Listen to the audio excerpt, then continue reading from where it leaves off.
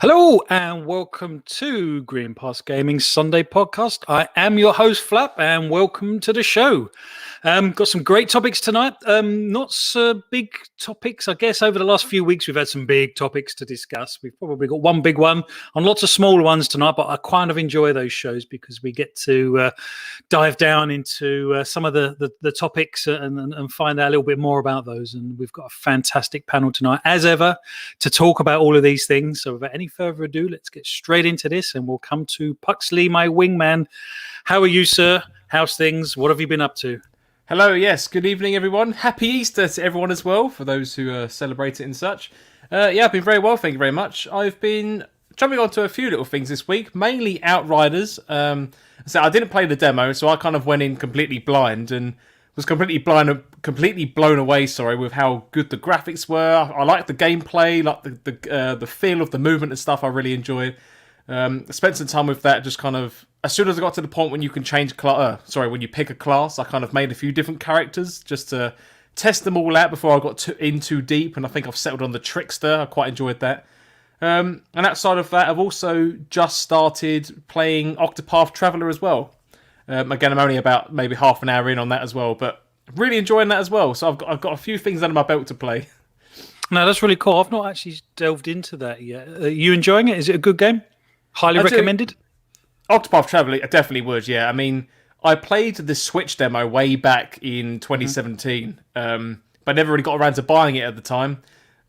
So fortune have it that it came to Gamepass 4 years later when I got an Xbox.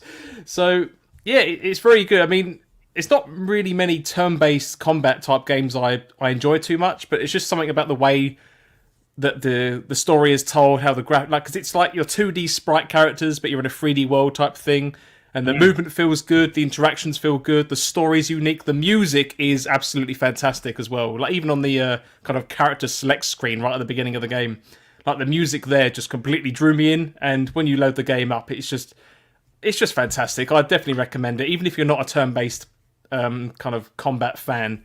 Definitely give it a go to see what you think. Isn't it nice when games do that? It really is. That Genesis Noir did that to me. Just the music just dragged me in straight away. It's like straight away I like this game for the music alone, let alone anything definitely. else. Yeah, no, that's pretty cool. And I was watching Mav from Fun Speculation play that as well, and he was having a great time and it looked fantastic. So yeah, definitely need to check that out. Luke Steele, welcome to the show. One of the GPG crew. What have you been up to, my friend? Yeah, great to be here again. Sunday, Easter Sunday. So happy Easter Sunday to everybody celebrating, and also happy tomorrow because most people are off. So that's always brilliant. Yes. I've been really in depth as we discussed on Outriders because anything with looting is my bag, and I've just become obsessed with it. So I'm a real loot gatherer. So I'm level 24. I've nearly finished the main campaign, but I'm going back to do a lot of the side quests, etc., before I actually wrap it up. So I've been playing that. I've been playing, and I'm close to finishing It Takes Two, which is probably close to Game of the Year at this point in time. Playing that with the missus? Yes, indeed. Getting annoyed with each other, so that's good. But that's brilliant. And I've also just set up my iPad so I can play Fantasian, which is Mistwalker's new game, which is on Apple Arcade. Obviously, Mistwalker of the Blue Dragon and Lost Odyssey fame. So quite looking forward to getting stuck in with that. That's kind of a classic PS1 style RPG, but with a really beautiful art style. So yeah, quite busy game wise. Yeah, blimey, you have, and that doesn't mention Rogue Company at all. That as well. That as well. Yeah, which is also great. So. Well, perhaps we'll chat about that in a sec. Rounding up the GPG crew, we've got Scott SX2. That rhymes. How are you doing, my friend? What have you been up to? Have you finished decorating? No, that's actually why I was a little late joining the pre-show. Right. No, not even close, mate. Unfortunately. So, but I'm good. Thank you very much, Flap. Hope you are. Hope you are well too. I've been playing. Well, I'm going to say I've been trying to play Outriders. It sounds like some people have been having a little better luck than me playing that game. Thankfully, today it has actually been a hell of a lot more stable. So I did make a good bit of progress. Only level 13, I think, now. But considering I had to replay the same mission 8 or 9 times yesterday, I've not had the best to go of it, unfortunately. So, but I've been checking out a lot of things recently. I've been continuing my Slay the Spire playthroughs. I started Narita Boy, that came on a Game Pass just at the end of March. I started Octopath Traveler as well as Outriders and the multiplayer games that I've been playing. The usuals, Apex, Rocket League, and obviously a little bit of Rogue Company recently as well.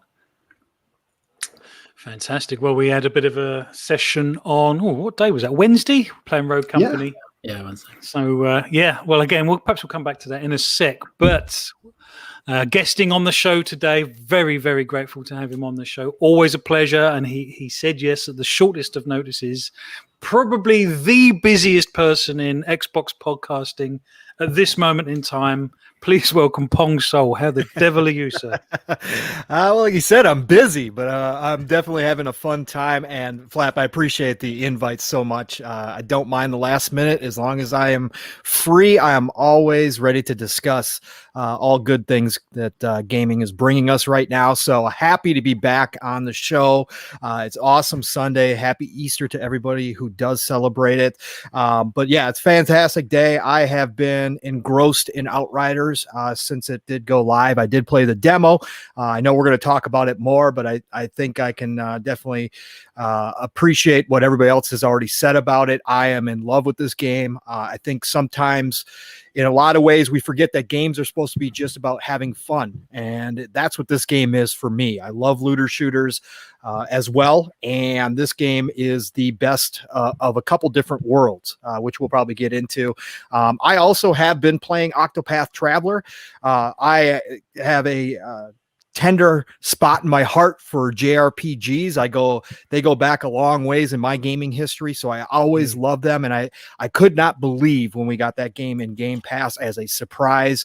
And I've actually been playing that with the Razer Kishi on my phone before bed. Oh, nice. Oh, it is perfect game. JRPGs are like the perfect on the go game, or to use the Razer Kishi, play on your cell phone or whatever the case through xCloud.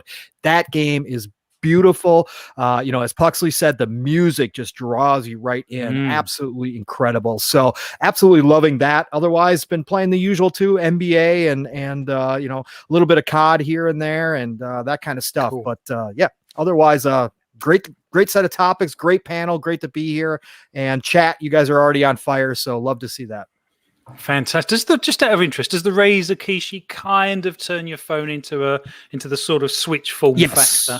Yes, it does. Yes, it does. Absolutely. I love it. Again, for laying, I play for probably about, 45 minutes, an hour before bedtime. And just, it works beautifully. I mean, again, obviously it depends on your connection. Everybody has a different experience, but with the house Wi-Fi and stuff, it works flawlessly. And I absolutely love it.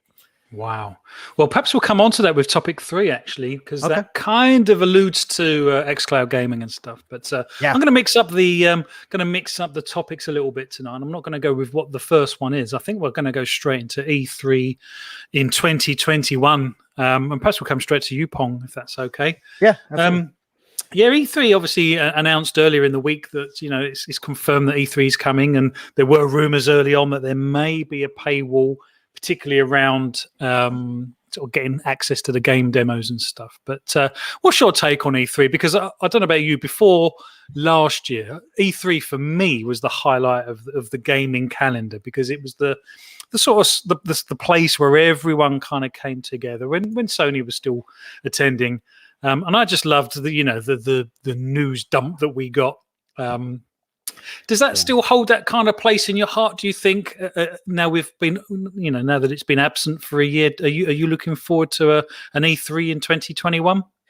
From a nostalgia standpoint, absolutely. Like yourself, I absolutely love the news dump of having a compact week or two of just nothing but gaming news. I love that aspect of it. Unfortunately, I don't think it's going to be quite like that anymore. I think we have moved on past that, with last year and going forward. I really don't think it's going to matter. I hope, they do at some point, whatever kind of form it has, have a big show, whether it's PAX, whether it's a kind of reformed E3 where people can gather together, because I think that's also important. I've never been able to attend one, and I've always wanted to, and that is something that I want to have the opportunity to do, because there is something special. I hear people tell stories about it all the time. So for me, from a nostalgia standpoint, I want E3 to still be there. I want some kind of, just set, schedule where everybody kind of talks. They don't have to talk about everything, but a majority of the news comes out all at one time. So for me, it's still important. If they put it behind a paywall, they're making a gigantic mistake. And I don't think that's the way you want to go with that. It's already kind of been on the decline a little bit in recent years, with some people choosing not to go. Nintendo kind of stepping away there, and then Sony, like you said, pulling away. So they've kind of lost some of that mystique in a way. And if you put it behind a paywall, you're just going to lose even more, because I don't know how many people are going to pay for it instead of just waiting simply for the news to come out on social media, which it will almost instantaneously.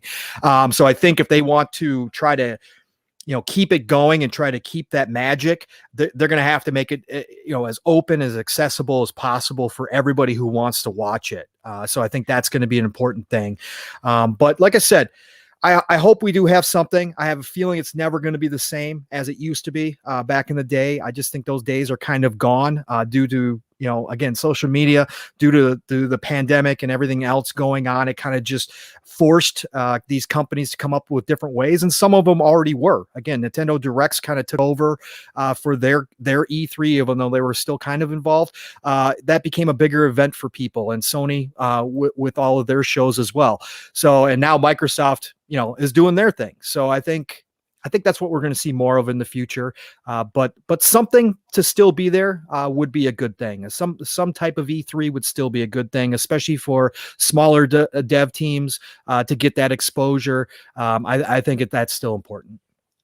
Yeah, no, I completely agree. I think perhaps, some of the smaller devs may be catered for elsewhere, perhaps like the idea Xbox and the future games and things like that. So perhaps their E3 exposure isn't quite as necessary as perhaps it was in the past, I guess. And, if this bloody virus has done one thing, it does kind of prove that, these things can be done remotely, because, obviously in the UK, we stand very little chance of getting out to E3, in a cost-effective way. It's going to cost us a lot of time, effort, and money to get to an E3. And I'm not saying it wouldn't be worth it, but obviously, if you live in the States, it would be quite a lot easier, I would guess, to a certain degree. I know the States is a huge place, but and I would love to go and see that myself. But to actually be able to do a more interactive E3 online would actually perhaps make other territories around the world feel a little bit more involved and like they're there almost. And I thought the idea of actually live streaming and sort of cloud-based demos was a really good idea, actually, just to get a feel for those sort of things. Scott, you actually ran with this story as well, didn't you, earlier on in your Twitter feeds and stuff? I think the paywall thing has been confirmed as not happening now, hasn't it? Oh, Scott, I think you're on mute on your phone, on your mic. Apologies there. Yeah, I think it was VGC that originally came out and said that they had been told by a number of sources that they were going to be putting part of the event, so it wouldn't have been the whole event, but maybe part of the event behind a paywall. I think some of the elements that they thought would be behind a paywall would be like exclusive demos. I guess if it's an online event, you're not going to be able to just go to a booth and play the game. So I imagine that maybe having paid for demos was possibly the idea. Obviously, they need to recuperate their costs somehow, I imagine. But I just personally didn't see how that would fly with people. Steam, I'm pretty sure, do their own sort of summer demo event where you can access loads of games. I'm not too sure how many off the top of my head, but you can access demos for these games with obviously no charge. I just don't see how in 2021 you could charge for access to just demos to games at this point. So thankfully they came out and well, do you think they're not trying to hold on to some of their prestige to a certain degree? Because I don't think I'm the only one that kind of saw that as the highlight of the gaming calendar, and perhaps they feel a little cheated by this virus and what's happened in the fact that obviously anyone and everyone, it seems, can put on a digital event to varying degrees and stuff, and so perhaps their noses put out of joint slightly, and that they want to hang on to that prestige kind of angle. Definitely. I definitely think that there's an element of that. But what I would probably say is, even as someone who I'm very much in agreement with you, Flap, E3 has been one of those things. I remember years and years ago, I used to pay for GameSpot coverage so I could watch live feeds of E3 before they were just publicly available. And I've never had the opportunity to go. Unfortunately, I would love to be able to go to something like that one day. But I think personally, the writing's been on the wall for E3 for a number of years. As you mentioned, Nintendo are doing their own thing now. Obviously, they still had a presence there, but they took their presentations online. Sony are out. EA were doing their own thing. Even Microsoft, who are part of the ESA, they moved their show to essentially Bethesda, the building across the road.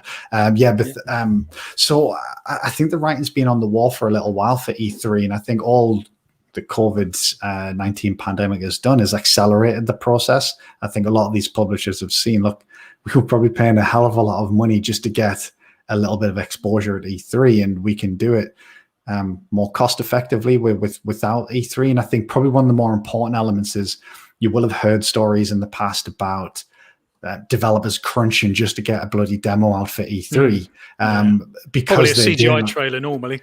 Cyberpunk's a perfect example. I think they spoke about how the demo that they showed off a couple of years ago was essentially just a bit of a smokescreen. It was all essentially faked.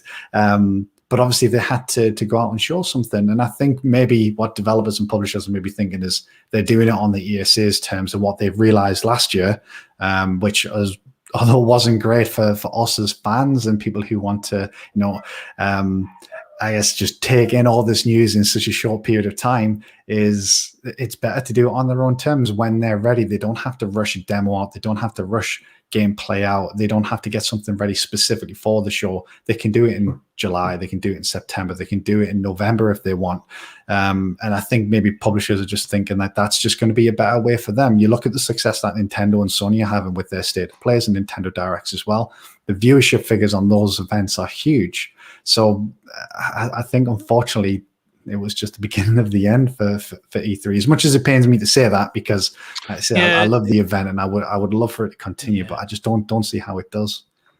No, fair enough. Like I say, the prestige of it was starting to wane, and there's quite a few people in the chat that they seem to be kind of mixed. There's a lot of nostalgia there, isn't there, around that time of year, June. Really looking forward to June and finding out, particularly, obviously, in a new console launch year. I know that obviously doesn't happen that often, but it was always the time that you'd expect to at least see the next platform, or at least hear what it was called, and those sort of things, and see the next gen games.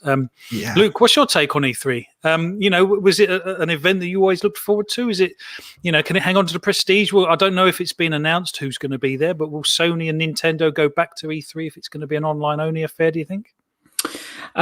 So, I mean, my relationship with it, I think, is probably similar to everybody else here, which is that, it holds a lot of nostalgia for me. And, there have been many weeks in June where I've just taken those off work just to sit down with, many beers and just kind of take it all in and really enjoy it and stay up and watch all the conferences and all that sort of thing. So the past incarnations of E3 I really loved, but it's dead. I mean, this is the death knell for E3. You reckon?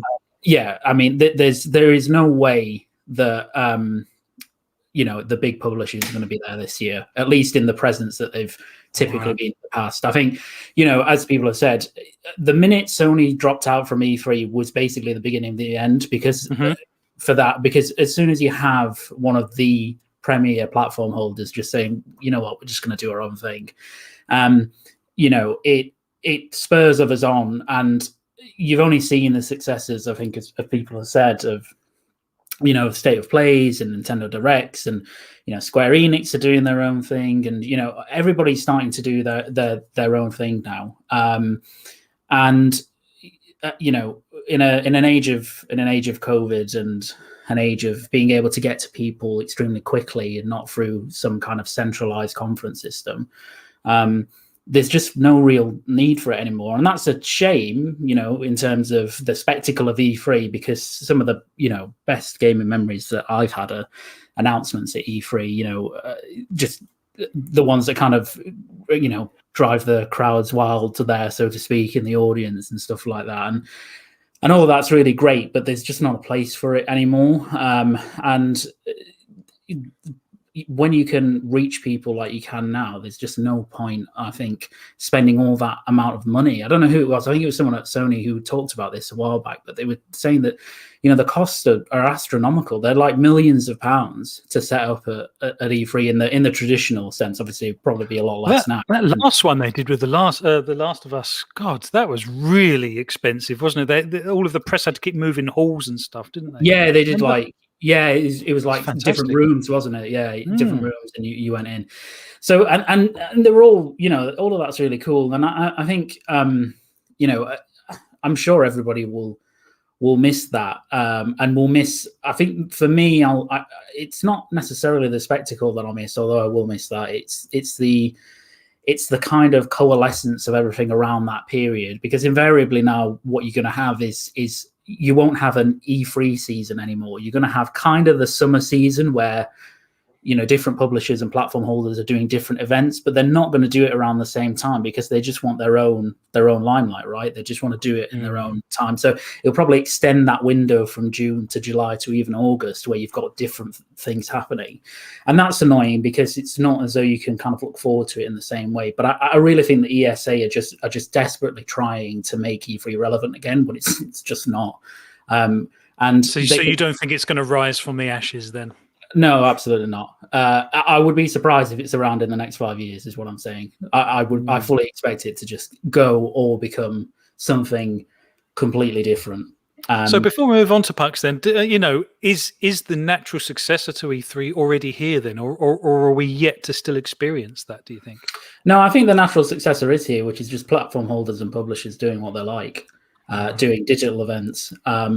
There may still be the trouble with that is the information is very staggered, isn't it? And very much on their terms. I think we got about a week's notice that the Xbox were going to do the Idea Xbox thing, which I know obviously isn't. But they're very short notice. And I know in August last year, and I know it was obviously a console launch year, we'd heard rumors that something was happening in August, and by about week 3, we still hadn't heard about it. And I don't know. To me, I find that frustrating. That was one of the things I liked about E3, is the fact that it was in the calendar, in the diary, and you kind of knew, like you say, when to book days off work or whatever. That was the one thing I really liked about that. Whereas the platform holders seem to be very fluid in announcing what they're going to do and when they're going to do it. Yeah, and much of that is deliberate because they want to. They want to know for sure that they can launch whatever they want to do, if that's a digital event or something else. In a period where they don't have anyone else around them and they can fully take advantage of all the platforms and eyeballs on them, right? And I think that's why you're getting these relatively late notices. Sony are doing it with their State of Plays as well, where they're usually a week before or sometimes maybe 6 days before saying there's a State of Play, on next day. Nintendo were the same. And again, probably like you, I agree that's frustrating, I think, from our perspective, because you kind of hear rumblings, maybe there's going to be an event, maybe there's not, and then usually it turns out to be the case, but you're always left wondering when it's going to be. And it's always nice, or it was always nice during E3, as you say, when you knew it was those weeks in June, that was all your big announcements were there, right? Everything was going to be there. And it's not like that anymore. So that's frustrating. But from a publisher platform holder side, I think it just makes complete sense not to do that anymore, right? To be able to do your event on your own terms when you like, save an inordinate amount of cost, probably get more eyeballs on your products than you would do during E3 season, just by virtue of the fact that you were the only thing around at the time. and even like events like the Idea Xbox show. I mean, that had pretty significant numbers, right, on Twitch. So if that was during E3, would it? If they would have held that sort of thing, then probably wouldn't have got that sort of viewership, right? Because there's so much competing for that time and space. So like I said, it's a shame from our perspective, because I do like the spectacle of it, but it's not. There's no place for it anymore. Yeah, no, fair enough. And like you say, I think the writing probably was on the wall even before the pandemic. Pucks, I know E3 certainly had at least a nostalgic place in your heart that you used to love, the same as me, I guess. Do you agree with the panel? Do you think it's only a matter of time now before E3 evolves into, well, not existing and something else takes its place, if we're not there already? I think I'd like to reword it as I'd like to see E3 transform into something new in the next few years, because I agree with what everyone has been saying about this format which E3 has been following for God knows, like 10 plus years now, has been pretty much the same. But then at the same time, the way in which we all get our news and media and entertainment is also significantly transformed as well. So it definitely needs a change. But as already been said a number of times, that E3 was that one place where everything was consolidated into that 1 week, as has already been mentioned. Going back to last year, I know it was kind of new for everyone. It was almost, I always saw last year almost as like a trial as to what a world without E3 would be like. And I know we did some talks and shows on it last year as well. And as much as I like the individual shows, it's knowing, as you've already said, like it's nice to know when you're going to get that big bulk of news and when to expect it. And in my mind, at least, E3 always held a level of quality. Like I know, and I say that because when we've seen the individual Xbox or PlayStation shows, it's been quite questionable as to the general quality as to what has been shown. And it kind of then, and then people talk about, should they have done the show now if they only had, X amount of things to show off or whatever else, where, E3 week was, you had to pull your big guns here. Like if you've got stuff cooking in the background, now's the time to show it. And I think it does still hold that relevance in a way, that kind of mindset of this is where we need to go big, to show people what we're doing, what you can look forward to as a gamer, no matter what platform you're on. I mean, I know we've said that, Nintendo have been doing digital events for a number of years now, which is true, but at the same time, they also still did their digital presentation during E3 week. Like they still had their slot to show the video through the official channels. So I will miss it. I don't think it's going to be the same as it is, but I do think it will. I'd like to believe it will transform. And the other side of that, or why I think that, is because E3 for the general consumer it's a news show, so we see all the new games and trailers and titles and we talk about it, get really excited, whatever else. But behind closed doors, E3 was also the time and place where developers and publishers and stuff would meet up and talk about things behind closed doors, and discuss things which haven't been announced yet. So it was almost like a business proposition for devs and publishers as well as us, the consumer. So I know it's easy to say that, well, if they want to do deals between themselves, then they've just sort that, organise that amongst themselves, which is true. But I kind of feel that E3 was a convenient time and space for, devs and publishers to physically meet up and see all different things. And, you never know, if you're kind of spontaneously seeing different people and have the opportunities to potentially pitch to new people in those formats, then, maybe deals come out of those, then they wouldn't otherwise, if that makes sense. Yeah, no, it makes perfect sense. I have to agree with Luke, I'm afraid, and I don't want to, not because I don't want to agree with him, but because I think he's right. Yeah. I think the writing is on the wall. I just hope, perhaps the Phoenix can rise from the ashes and they create something else. I think we do need some sort of prestige. I think we do need some one event that we look to that is, like you say, quality and a collaboration between all platforms. I think that was one of the things I really liked about E3 is the fact that I am predominantly an Xbox gamer, but it's always nice to see what's going on the other side of the fence as well. I quite like that. Whereas when it's left to the individual platform holders, you don't necessarily always get that. I actually think that the thing that's starting to become a bit like that, it's certainly nowhere near the level yet, but that's the Game Awards.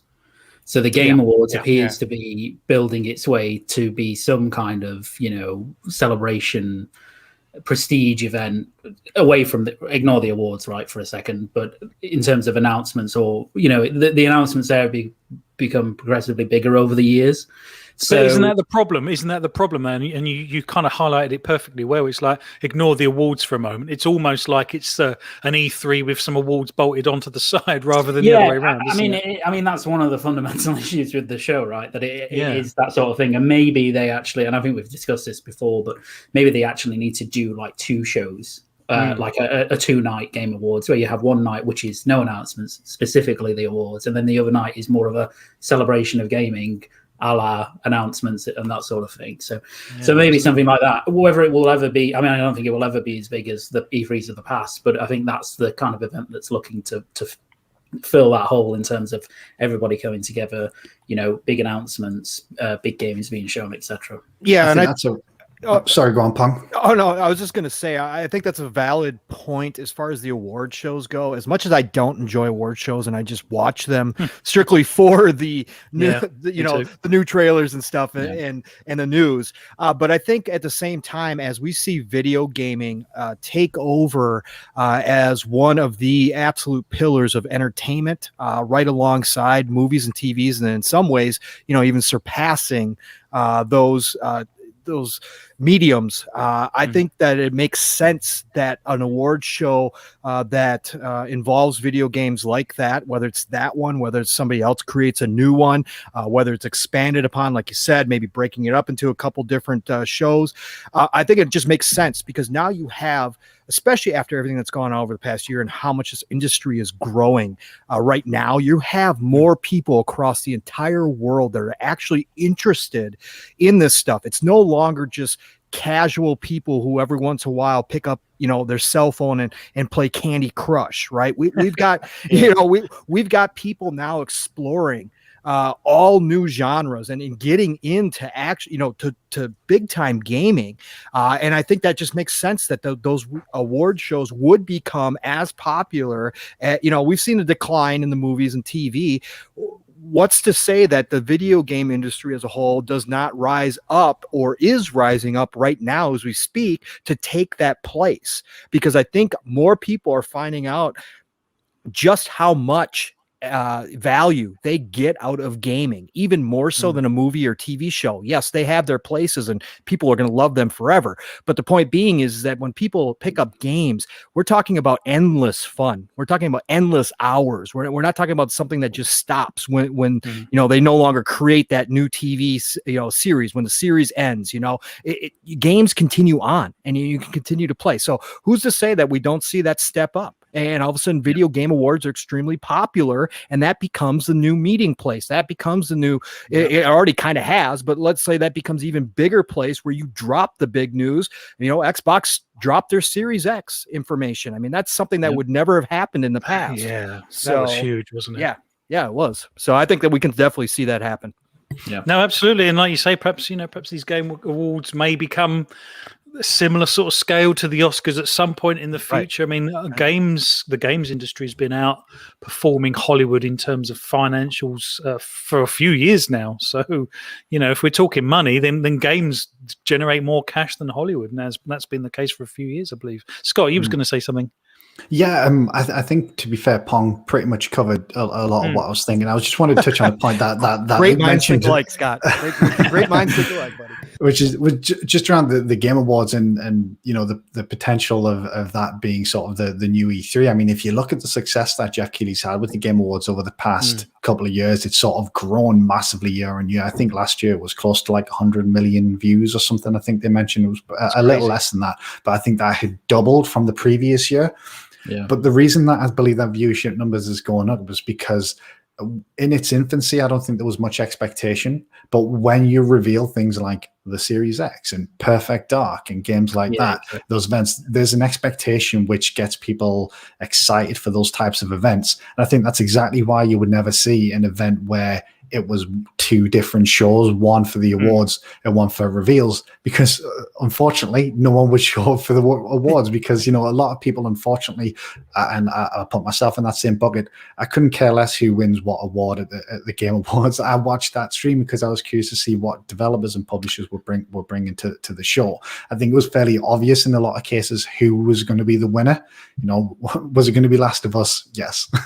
That's all really you needed to know in a lot of cases. But that expectation around that show has been built, and the viewership numbers have certainly increased. But I think a lot of that is around excitement from announcements and doesn't have an awful lot to do with the awards, unfortunately. So you'll probably see it continue in a similar format for years now, I would imagine.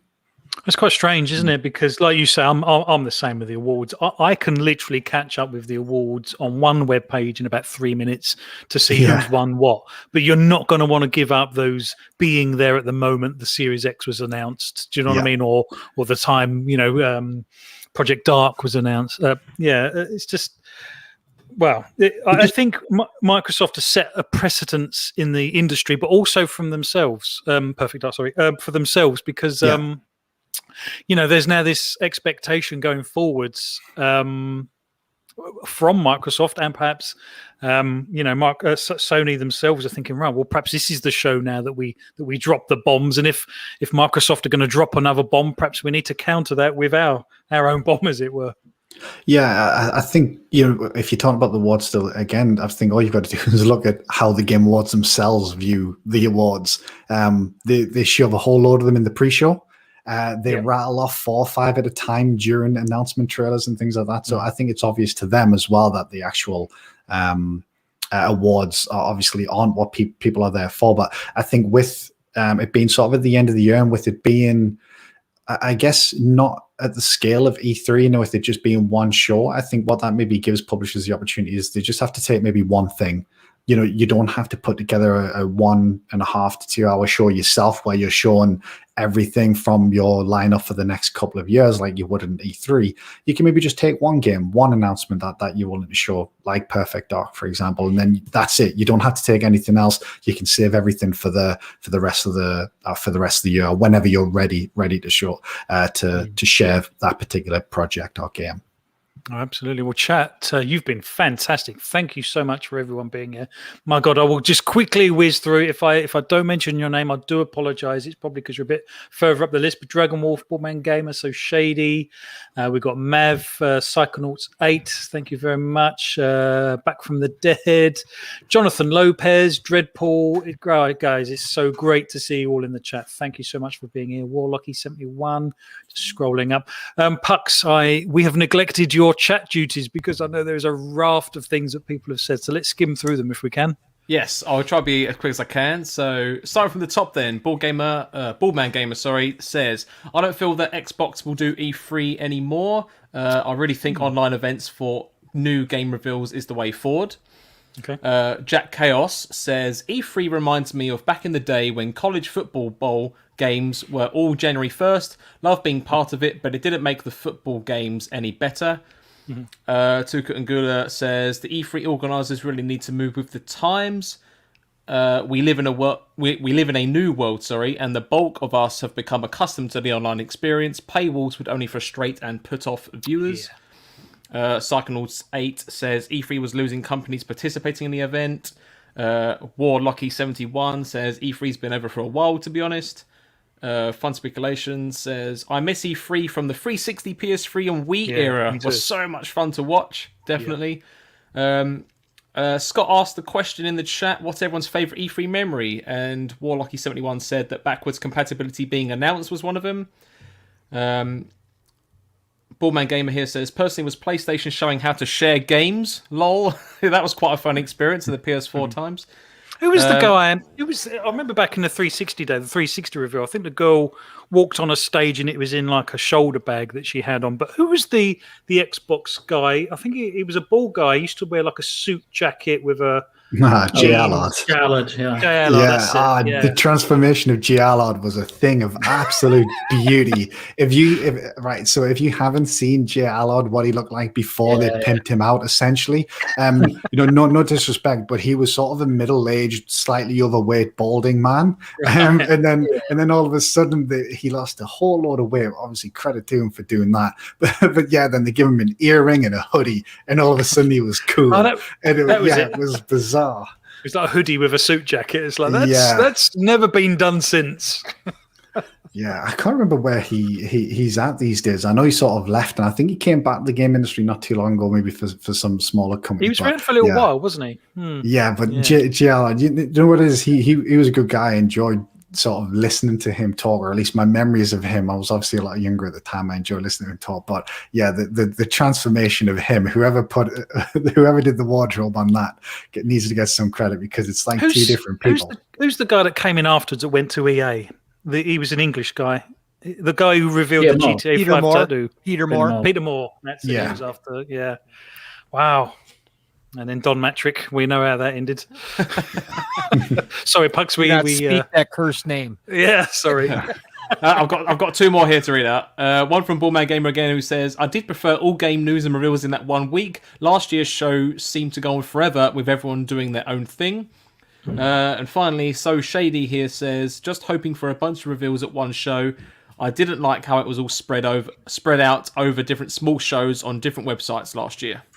No, I didn't like that either. I liked it all being concise, all in one place, and me seeing things that I wouldn't necessarily probably see had I not gone to all of the specific platform holders, if that makes sense. I just liked it all coming to me, as it were. But no, that's fair enough. Brilliant. Wow, I didn't think we was going to get half an hour, probably plus, out of this topic, to be honest, because I know we've discussed it a few times in the past. So, chat, thank you very much. That was fantastic. Well, I actually saved the hot topic for topic number 2, because that's when our numbers seem to peak in the middle of our show, and I'm quite pleased I did, because now we're going to come on to the one that really surprised the whole industry. I think that's probably fair to say, and we'll come to you first, Pong. Again, we'll kind of do it in reverse order if we can, but the MLB The Show 21 coming to Game Pass, I mean, that floored me, if I'm honest. What's your take on it? How does Sony respond? Do Sony respond? What do you think, Pong? Oh, I'm sorry. I apologize. Sorry, I didn't know that you had said my No name. worries, I was waiting to see where you're starting. So this is a big topic. There's a lot of different ways to hit this. So yeah, I was surprised. I don't think overall we should be surprised at something like this happening. Yes, this specific title, being that we just came off of it being Sony exclusive for so long, and being that it is a Sony studio that makes this game, it is still strange right at this moment to even think about it, that we're going to see, the San Diego studio logo alongside of Xbox, alongside of PlayStation. It's kind of crazy. But I think this is just the beginning. And I think Microsoft, Phil, his team have all told us this is what's going to be happening. And so, from that standpoint, this is just the start of what we're going to see, because they understand that right now, as we sit here, there is a weakness with the first party titles not being ready, right? When Halo got delayed, that was their golden egg. It got pushed to this holiday. They don't have anything because their other studios are hard at work. We know the avalanche is coming, right? We know it for a fact that we are going to be drowning in games shortly, in the coming years. But right now, there's nothing there. So what are they going to do to continue to have the momentum of Game Pass build and build and build towards holiday 2021, which is the huge date for Xbox, because they understand that the consoles are going to be available then, hopefully. Again, that's one domino that has to fall, but we're expecting that to happen. They're expecting to obviously have Halo ready for the anniversary, which is going to be a huge celebration across all of gaming, because I don't care what platform is your platform of choice. Most people know Master Chief. Right. And now that they put him in, they put him into Fortnite to make sure that the younger audience knows who Master Chief is. That's going to be a huge deal, but they have to continue this momentum in the meantime. And how do you do that? Well, now you have the opportunity Now that Pass is your main platform, you're not so concerned about the consoles. Yes, you still want to sell them, but hey, they're not available right now due to production issues. That's okay. We've got Game Pass. That's where we want everybody anyways, in that ecosystem. So we are going to go out and be able to cut these deals. No longer do we have to cut console exclusive or time exclusive kind of deals. Now we cut Game Pass deals, and that's in an even better position than they were in previous generations, having to outbid Sony or whoever for those rights. Now they can walk in like they did with MLB. And again, anybody who tries to say they know who was involved in this is lying, because nobody besides the Absolutely. internal teams who are who are in these meetings know exactly. We can kind of assume, since MLB is publishing this version onto Xbox, we can kind of assume that Microsoft probably, went to MLB, without Sony's knowledge. Again, now whether or not Sony had any say in this, we'll never probably know, because they'll never admit one way or the other. No. But they probably went to MLB and said, hey, so we know this is coming, and we also know that now that you guys are publishing this on our platform, we would really be liking, we would really like for this to show up in Game Pass. What's it going to take? And MLB right now, from a strategic standpoint, they want to expand their fan base. They are one of the 4 major sports in the United States. They happen to be probably one of the least popular sports as well. They are trying to gain back people, fans. This past year, they didn't have people in the stands. They played part of a season. I mean, every sport's been kind of decimated, but baseball needs this. And so if they're going to expand their fan base, get the interest build up, that's probably part of the reason why they went to Sony on top of sales, just in period money, and said, hey, we need you to, if you want to keep this license, that's great, but it's going to go to other consoles. And so Microsoft goes to them, says, what's it going to take? We want it. We have this great service. We've got, X amount of people, 20 million people right now that'll have eyes on this game immediately. What's it going to take? And then cut them the check. And MLB said, here you go. Put it on Game Pass, day and date. I think it does. It's a bad look for Sony just because of how fast this happened. If this had come out 6 months, let's say that they everybody already knew that it was going to come to both consoles, but let's say they didn't have Game Pass day and date, but let's say 6 months from now, let's say towards the World Series time, the game had been out, it sold pretty much as it was going to sell, in physical and digital sales, but people are still hyped for baseball, and all of a sudden, Microsoft cut this deal and said, okay, it's dropping into Game Pass now. Nobody would really be that shocked. Would it still be kind of surprising? Yeah, but it wouldn't be that shocking. The mere fact that it's day and date is what makes this a bad look for Sony. Whether they had a hand in it or not, and it's not beyond Sony to take money as well, but I don't think that they would if they had the choice to put it on Game Pass. I mean, they still believe that they're in competition with Microsoft, so I don't think that would happen, but who knows? But that's why it's a bad look.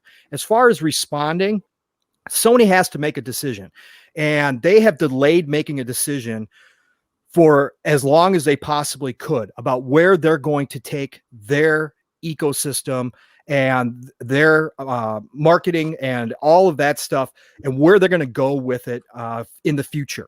Are they going to pivot and take the Microsoft approach? Are they going to look at the Netflix model, at the Game Pass model, and say, we need to do something similar?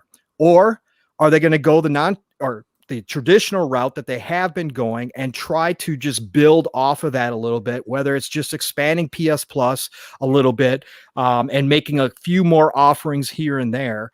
That's what they have to decide. And they've delayed this, whether it's because of the change at the top, with Jim Ryan coming in and him trying to get his feet wet and kind of settled in and try to figure out where he wants to take the company. Whatever the case is, they've got that decision is coming. And they have to make it. They can go the traditional route. They can try to carve their own place. I mean, nobody's saying Sony's going to fail. That's not going to happen. They're too big. They have too many good studios. It's not going to happen. But they could carve their own pond, kind of like Nintendo did.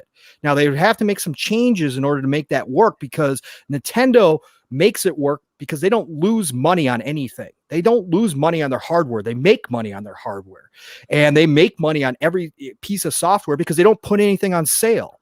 So, the fact is that Sony has to decide which way they want to go. If they want to hang in this game with Microsoft, they're going to have to pivot and try to do something there. Now, what they could do in the short term with MLB The Show is they could instantly put this and make this available in PS Now, or they could make this available for PS Plus members within the next month. They could do that if they choose to, and that would kind of alleviate some of the discourse that you're now hearing out there, because now the Sony fans are their eyes are starting to open up. I'm talking about the diehards, right? The guys who ride and die with Sony are starting to wake up to the reality that, look, we're going to be paying $70 for a game, and those guys over at Microsoft get it day and date and Game Pass. And no matter how they want to spin it, whether they tell us we're renting it or whatever the case may be, it doesn't matter. When you look at your pocketbook, when you look at your wallet and you realize that you just forked over $70 and somebody across the way, is only paying a monthly fee, and not only are they getting that game, but they're getting almost 400 other games, whether you like those or not, for a minimal fee each month. That pasture over on that side starts to get a whole lot greener, and so that's what's happening here. And Sony's got to be careful. I think that they are in a spot where they start to lose that mind share that they've come to expect, because they've been so dominant. And right now, Microsoft is in the process of reclaiming some of that mind share. You can see it. We are seeing articles critical of Sony for the first time in years. We are starting to see people be critical of Sony for the first time in a long time, outside of, your fanatical Xbox community, who, that war will always be there.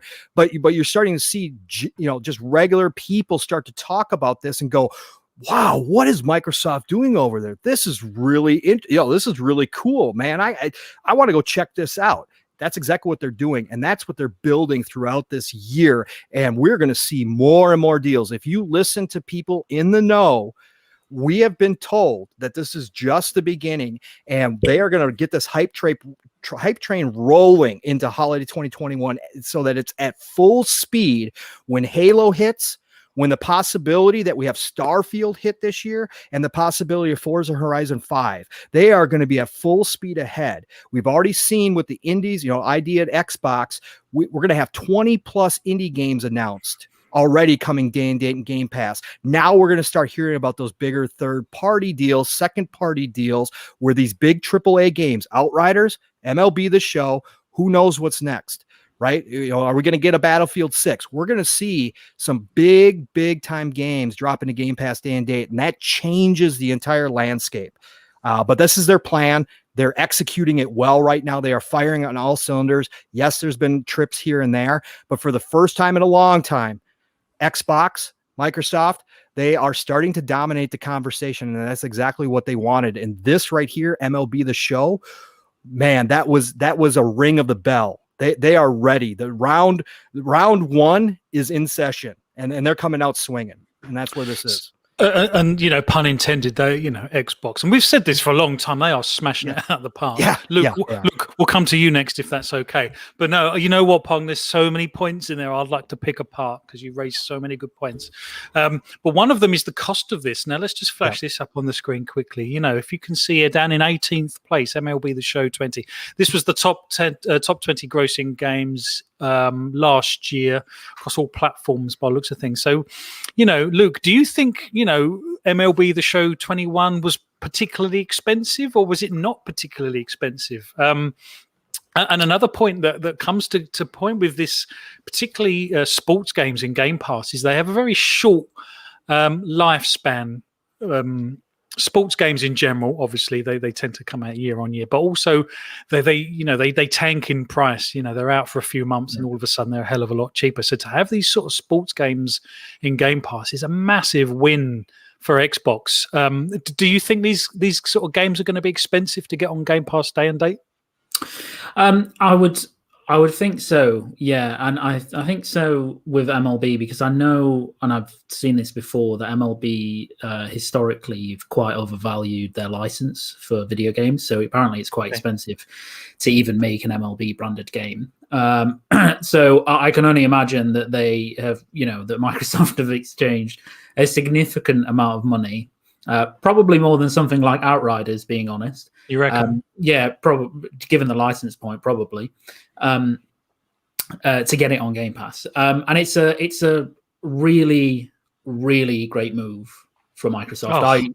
It is a masterstroke. It's and I suspect actually, I think that, and we can all speculate, right? We don't know how this came about, what the intention is from Microsoft, but I think probably, if Phil Spencer was involved in this, I think the main aim would have been, okay, we have a chance of getting this really great big sports game that's never been on Xbox onto Game, and that's just a good win.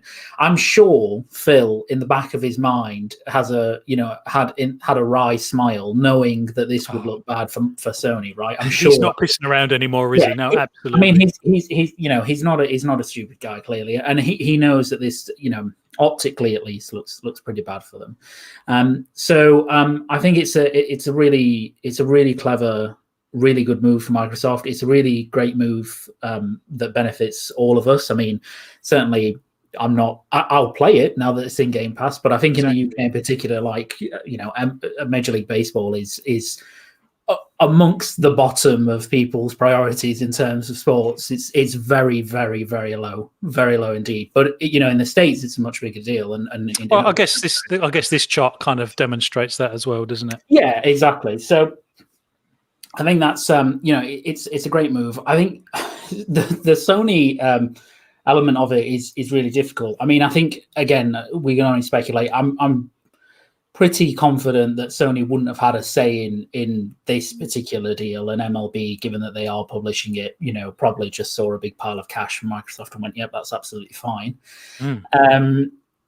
It's difficult for Sony. We don't know the optics or the ins and outs of how their licensing agreement works with MLB. Will they get any revenue from any deals that MLB do outside of the PlayStation ecosystem like this one? Or what about sales on other platforms, given that obviously Sony are developing the game, right? So you would expect they would earn some money from that, but it would probably be less. I think, the biggest thing for Sony right now in terms of this deal, the biggest difficulty they have is how they approach, what do they do about it, right? What do they do? Anything? Do they just kind of let it go away and hope that it kind of fades under the waters, or do they try and do something else? I don't think that they'll come out and try and get it on PS Now or something like that. You don't? No, I don't. I mean, it wouldn't surprise me if it ended up there, but I don't feel like that would happen, and I can't explain why that is. If they're going to do that, they need to really hurry up and do it, don't they? Because it's coming in a matter of weeks on Game Pass. Yeah, for sure. So, it's put them in a difficult position, and it's kudos to Microsoft because it's the type of bigger, third party game that people have wanted in Game Pass for a while, and it's the type, I think, as Pongsol said, that they kind of need right now, where they don't have a huge slate of first party titles coming out in the next few months. Obviously, towards the end of the year, it's a different thing altogether, but it's an interesting one. It only benefits us ultimately, not if you only own a PlayStation, obviously, because you still got to pay full price for the game at that point. But I was just quite fascinated by it, actually, and I was really genuinely quite surprised when I saw it. And if you'd have time traveled to me 15 years ago and explain the series of events in terms of MLB, and you've said, here's a Sony-developed game going on to a different platform altogether, and not only that, but there's this whole subscription service on that other platform where you get it for free, it would have just been madness. It would have been total madness at the time. So, it's crazy, and we'll see what happens. Well, Scott, last week, pretty much this time last week, I was joking, and I mentioned it a few times, that Jim Ryan must open up his laptop on a Monday morning with his head in his hands thinking, what the fuck are they doing next? What the hell is coming next from Microsoft? And this week we have this news, and I can just imagine it's another one of those moments. He's thinking, for Christ's sake, how do I even begin to counter this? It really is a master stroke and a fantastic move on Microsoft's terms, really. But what's your take on it? And do you? I mean, Luke doesn't think that Sony are going to counter this, but I think I kind of agree, because they're kind of running out of time. But the tides are turning. I mean, Pong Sol mentioned something, like. Even the Sony diehard fans, and I mentioned this a couple of weeks ago, even people like, and I hate to mention this name, but even people like Crap Gamer are changing ship again, shall we say? But not even there, Press Square and some of the more certainly PlayStation focused YouTube channels and websites out there are all questioning Sony at the moment, and they're all saying, well, Microsoft are doing this thing, and we're beyond denying that Game Pass is the future, to be honest. And I think Sony fans are now looking to Sony to see what they're going to do. And I've said to Luke a few times, and on the chat, I'm kind of genuinely a bit worried for Sony, because they just seem to be sort of so far behind the curve at the moment. What's your take on the situation? And I've got another one for you. How much longer do you think Jim Ryan will be in his particular role for? Cool. So I guess very quickly, I'm in agreement with Luke. I don't think they will necessarily respond to this. I think if they were going to, they would have already. I think while, I do have this amazing image of Jim Ryan just picking up his laptop and sort of lifting the lid up and just peeking in to see what Twitter's like. I think at least with this particular news, he would have had the heads up. He wouldn't have found out at the same time. Yeah. I would imagine. Yeah. So but do you think they were powerless? Do you think they were literally powerless? I don't think they had necessarily any say in the matter. I think they obviously will have benefited from it financially, because they would have had the game sold. So I think ultimately they will benefit from it financially, but I don't think that they necessarily had any say in the matter. But I do think they would have had the heads up. I don't think this would have come as a surprise to them. They've probably known that this was going to happen. And I don't know. I think it's just one of those things where if they were going to do something about it and they did know in advance, they probably would have done something about it already to get ahead of it, because they will have known ahead of time how negative this would have appeared and the backlash that they would have received. I just find it sort of funny that it's a baseball game that's kind of almost been this one that's switched the opinion by Sony fans on what Game Pass is. I think So Shady mentioned it in the chat a little bit earlier. He said, is MLB the show Game Pass fodder, or is it sort of a triple A Sony first party, exclusive?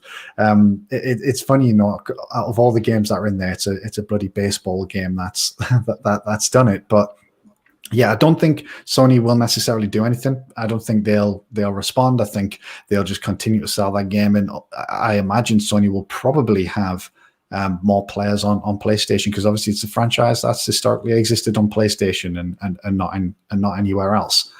When it comes to Jim Ryan, I think so. There's a couple of things about Jim Ryan. So it's interesting, because if you were to ask the shareholders at Sony, I imagine that they're bloody pleased with how Jim Ryan's doing. PlayStation financially is doing fantastically well. Let's not think that Sony are in a bad position. But these things have a delayed reaction, don't they? And there are lots of people asking some very awkward questions of Sony, and they've not responded with anything that kind of represents something that's going to appease the hardcore fans if they're asking these difficult questions of them.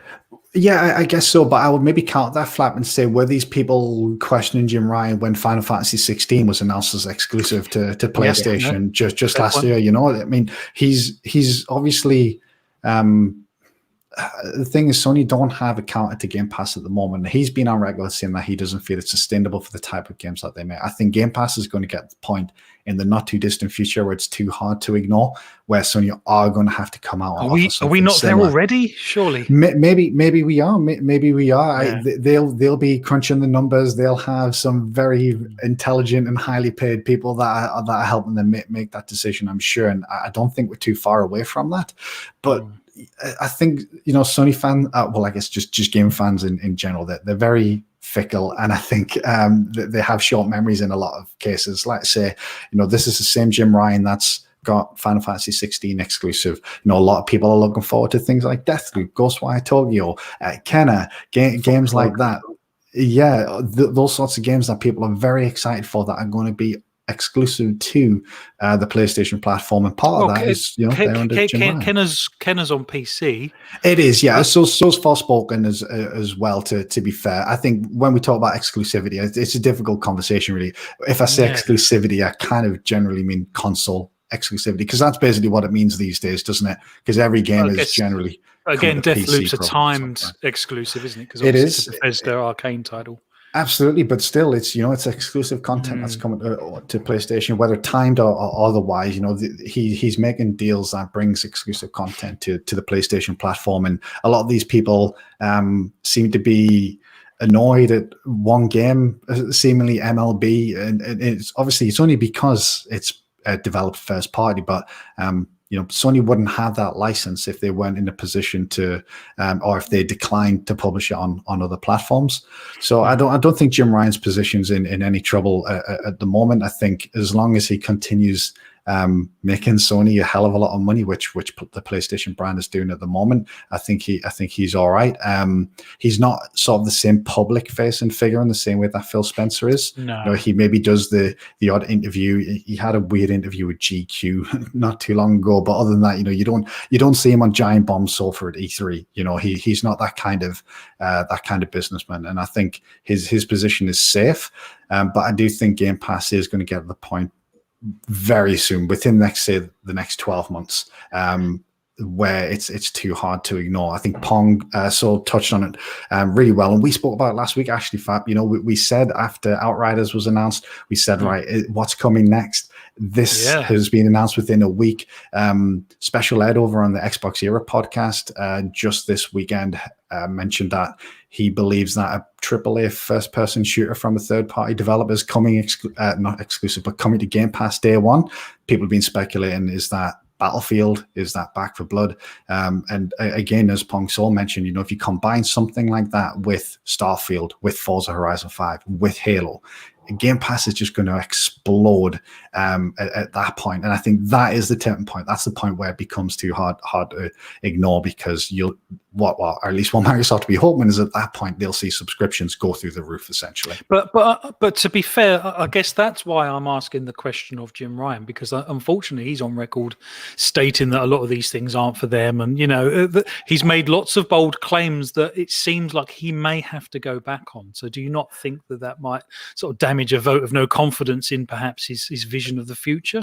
Not really, because this is also the same Jim Ryan that said he believed in generations, and then just a couple of months later he announced a couple of big first-party games for both the previous and the next generation. I think ultimately he'll say one thing, but if the business decision makes sense to go back on whatever his word is, I don't think he would hesitate for one moment to make that decision just because he said something in the past. So I think he will say, no, at the time we didn't believe it was sustainable. We've continued to crunch the numbers. We've looked at how PS Now has performed. We spoke last week about the £1 deal. They might see an explosion in subscribers because of that. And then maybe a month later, they see actually a lot of those guys are hanging around. Then, he can very easily go back and just say, look, things have changed and this is now the best move. I think, he won't hesitate for one moment to go back on anything he said, because he's done it in the past, so I don't think that'll change an awful lot. Yeah, just to, if you don't mind, just jump in as well. I mean, it like, I know Jim Ryan gets kind of like a lot of flack amongst several communities, actually, not just esports communities, but also PlayStation sometimes. But the dude is super experienced and super successful, and he's shown to be very pragmatic about how he approaches things. I mean, if you just look at stuff like PlayStation games going on to PC, for example, it's very questionable whether people like Sean Layden would have been willing to do that. But I think Jim Ryan's, seeing that there's great success in that, as long as you keep the balance right at the moment between when you release it on PC and when you release it on PlayStation. So I totally 100% agree with Scott that I think his job is very, very safe. PlayStation are still massively, massively successful. PSN in particular is an absolute massive moneymaker for them. And if numbers are crunched and metrics are looked at in the future that say, actually, we can start putting some of our first party games on a subscription like platform, and we will make the same money or more money, now longer term. I think they'll do it, right? They will do it. Right now, there's no need for them to do it because their first party games, by and large, 95%, are commercial successes, massive, in some cases, huge commercial successes for Sony. So, there's no need for them to do that right now. And I think we have to as well just appreciate that the history of Microsoft going into Game Pass is a very complicated one, but much of it boiled down to the fact that they just weren't, their launches weren't becoming as successful and sustainable for them at the time as they wanted to. And they realized that actually we need to pivot into a different direction to compete in a better way, and which they have now, right? And they make a ton of money on it. And that's the future for them. And it fits in with their company's ethos about services, subscriptions, etc. It doesn't fit right now with how Sony do it and how their games perform. In the future, if that changes, if people start to become more and more annoyed that there's a better value proposition elsewhere and really call for it, then I'm sure they will do that. But right now, I mean, Jim Ryan's probably sitting, pretty on a massive stack of compensation, with absolute confidence by the Sony, but the wider Sony shareholders in terms of public domain, etc. It might change one day. We don't know, but they're fine, is what I'm trying to say. Like they're totally fine. They're just in a different place. No, I completely agree, but I've not seen the sort of the negative press looking at PlayStation, particularly from the community, for a long time, to be honest.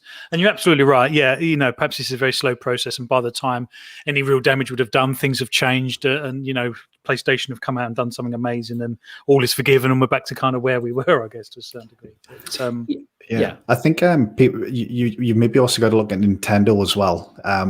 I know a lot of people are pointing fingers at Jim Ryan and what PlayStation are doing, but Nintendo is in a very similar boat to PlayStation. They're focusing on that traditional model. And let's be perfectly honest, right at this moment, both Nintendo and PlayStation are arguably more successful than Microsoft in the games sphere. They're financially more successful. Their hardware is selling better than the Xbox brand at the moment. And that's not to say Xbox isn't doing well. I'm sure they're doing fantastically well, and they're obviously very pleased with how things are going. But the other two major platform holders at the moment are doing the traditional model, and that's working for them, and they don't see the need at this moment to switch over. And as Luke mentioned, the I guess the journey that Microsoft took to get the point of going towards Game Pass was one of necessity, I think, because the Xbox One was unfortunately such a bloody failure. I guess absolutely. It could have been worse. I guess it could have maybe been Wii U or something like that. But it really was a very bad time for Microsoft. They had to pivot. They had to sort of carve out their own niche in the market to differentiate themselves from Nintendo and Sony, and Game Pass is one of the ways that they're doing it. And what I don't think we necessarily need in the industry is everyone going to that same model. I think both Sony and Microsoft can succeed using two completely different models. What it will potentially lead to is one maybe being forced to go down the other one's route eventually. But I think at this moment we could still be in a position where by the end of this generation, both companies have been successful following those two different models. I do think that Sony will eventually come out with something, let's say within 2 to 3 years. It could be as soon as 12 months, depending on obviously how Microsoft does with Game Pass in that period. But I also think it's equally plausible that at the end of this generation, PlayStation Now is exactly how it is, and they've just continued to maybe utilize PlayStation Plus to push games like they have over the past couple of months. Do you think? as well. See, I'm not convinced, Scott. I'm not convinced. I think PlayStation's hand are being forced slightly a little bit. Perhaps I'm wrong. Perhaps I'm naive. I don't know. But it does. Oh, you could be right, Fab. You could be right. It feels like that's the direction it's heading in. But no, I really appreciate it, gents. And you're right. Obviously PlayStation are a very safe bet. I'm not suggesting otherwise. But it does seem like the tides are turning. Perhaps it's very early days, and like you say, PlayStation might come out with something amazing next week, and we're all back to where we were, because it's a very fast-moving industry at this moment in time. Yeah. Do you think when Sony come and show God of War 2 that anyone's going to be caring about the fact that MLB the show's in Game Pass? I don't think so. No, I don't. But the narrative, but the narrative still exists that all of Microsoft's first-party titles will be coming to Game Pass, and Sony's won't. If that makes sense. Yeah. So you are, and the narrative's not going to go. So, and I think we do forget one thing too. A little saving grace for Jim Ryan is the fact that Sony cannot compete with Microsoft as far as a money standpoint. They will never be able to have a 1-for-1 Game Pass service, right? They will never be able to match what Game Pass can do, just simply because of the war chest that's behind Xbox. And so I think for Jim Ryan, if anything, if they do pivot, we're going to see a hybrid of a combination of what they currently do, their current model, and a type of Game Pass service. But they're never going to have the opportunity to expand the service to include as many games, as much content as Microsoft is, simply because they can't afford it, period. I mean, they've got money, but they don't have that kind of money because they are the moneymaker for Sony as a whole. Whereas Xbox is just one of many tent poles for Microsoft, a nearly $2 trillion company. And so I think for Jim Ryan, as long as he pivots and comes up with some type of service, hybrid service that continues to make Sony competitive, and they don't just absolutely, get dominated by Microsoft, I think he's safe. And I think that like everybody said, the investors will be happy with that. Yeah, no, absolute fair point. And well, Pucks, we haven't heard from you for a long while, actually. Let's do the chat first. Let's do the chat first, because sorry, Pucks, we've had so much great chat. Yeah, I've got quite a lot of comments here. But let's hear your comments after that, because there's quite a few good things in it that we can pick apart.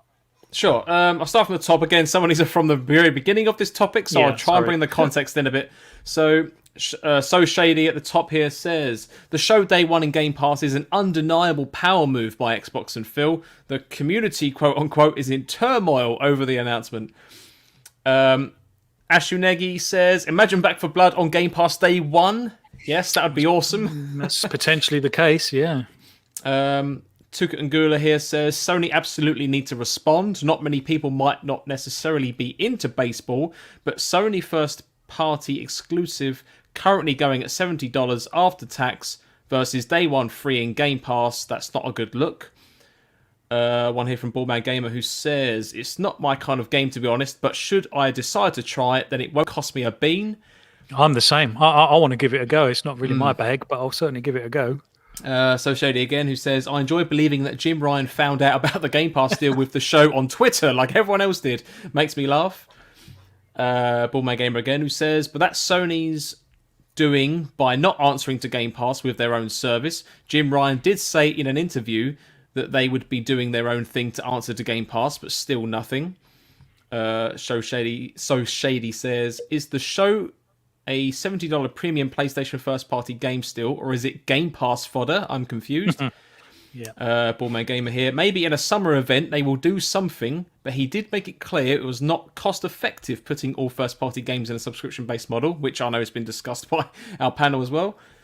Tuka Ngula here says, if PlayStation are to keep up with the pace at which the industry is moving, Sony need to be prepared to invest heavily in revamping their ecosystem, lest they fall to the sidelines like Sega did. So Shady, I don't think it costs Xbox as much for Game Pass deals as people think. Many reports have already come out talking about how the service boosts the player base, increases game sales and in-game spending.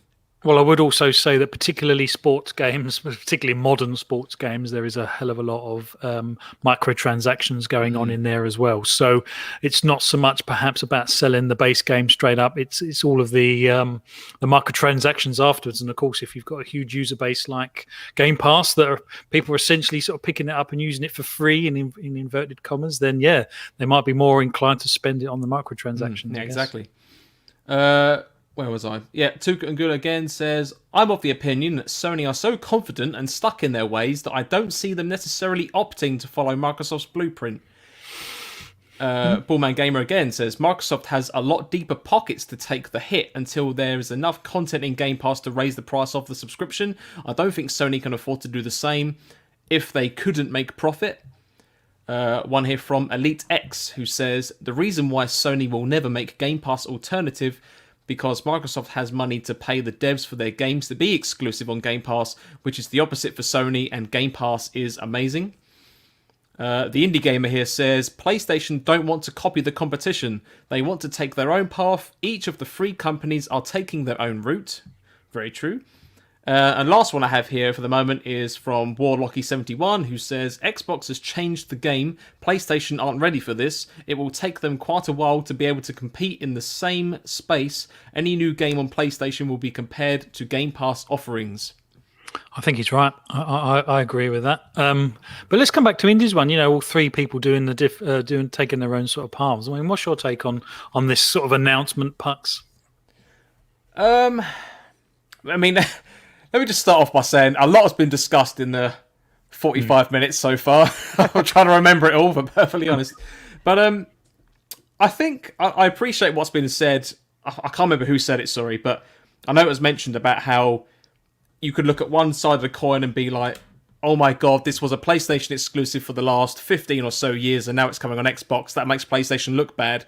But I believe it was Scott, actually. But then the other side of the coin is that, then you've got releases like God of War Ragnarok or God of War 2, whatever you want to call it, coming out. And, games like that are obviously going to trump on the PlayStation side of things compared to a baseball game. But what I think it does outline, or highlight, I should say, is Microsoft's aggressiveness to chase these things.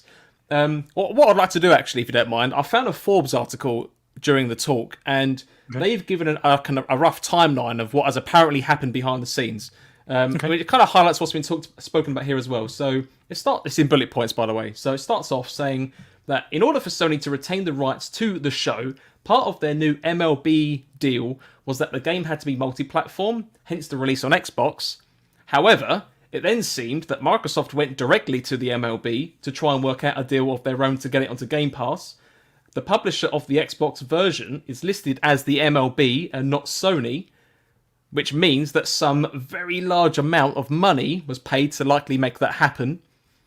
So now we're in a situation where the show has gone from being a Sony exclusive franchise for 15 years to being on Game Pass day one, with the game still being built by San Diego Studios, which is of course a first-party Sony developer. And the PlayStation version of the show is listed at $70, but it also appears that the only way to get the game for both PlayStation 4 and PlayStation 5 is with an $85 bundle, apparently. Yes, I think it also needs to be noted that obviously in Game Pass we are getting this Xbox One and Stroke Series X versions of the game as well, depending on the platform you're playing on. Yeah, is it smart delivery? Out of interest, yes, it is. Yeah. It is. Oh, that is bizarre. That is bizarre. That it's smart delivery on Xbox, and yet you've got to pay for the deluxe edition or pay for them separately on PlayStation. Because surely that can be something that Sony had control over, having developed it themselves. That's really strange. Well, I guess that's my point. It's kind of why? Yeah, exactly. I don't know. They seem to be milking that sort of cash cow and getting as much out of it as they can while the competitors are doing things like this. But I don't know. It's a strange one.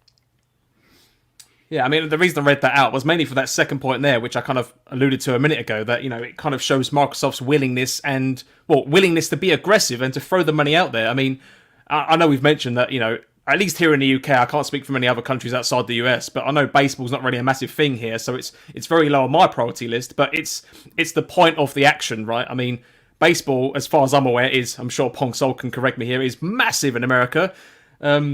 And I imagine the game will do very well in its own territory.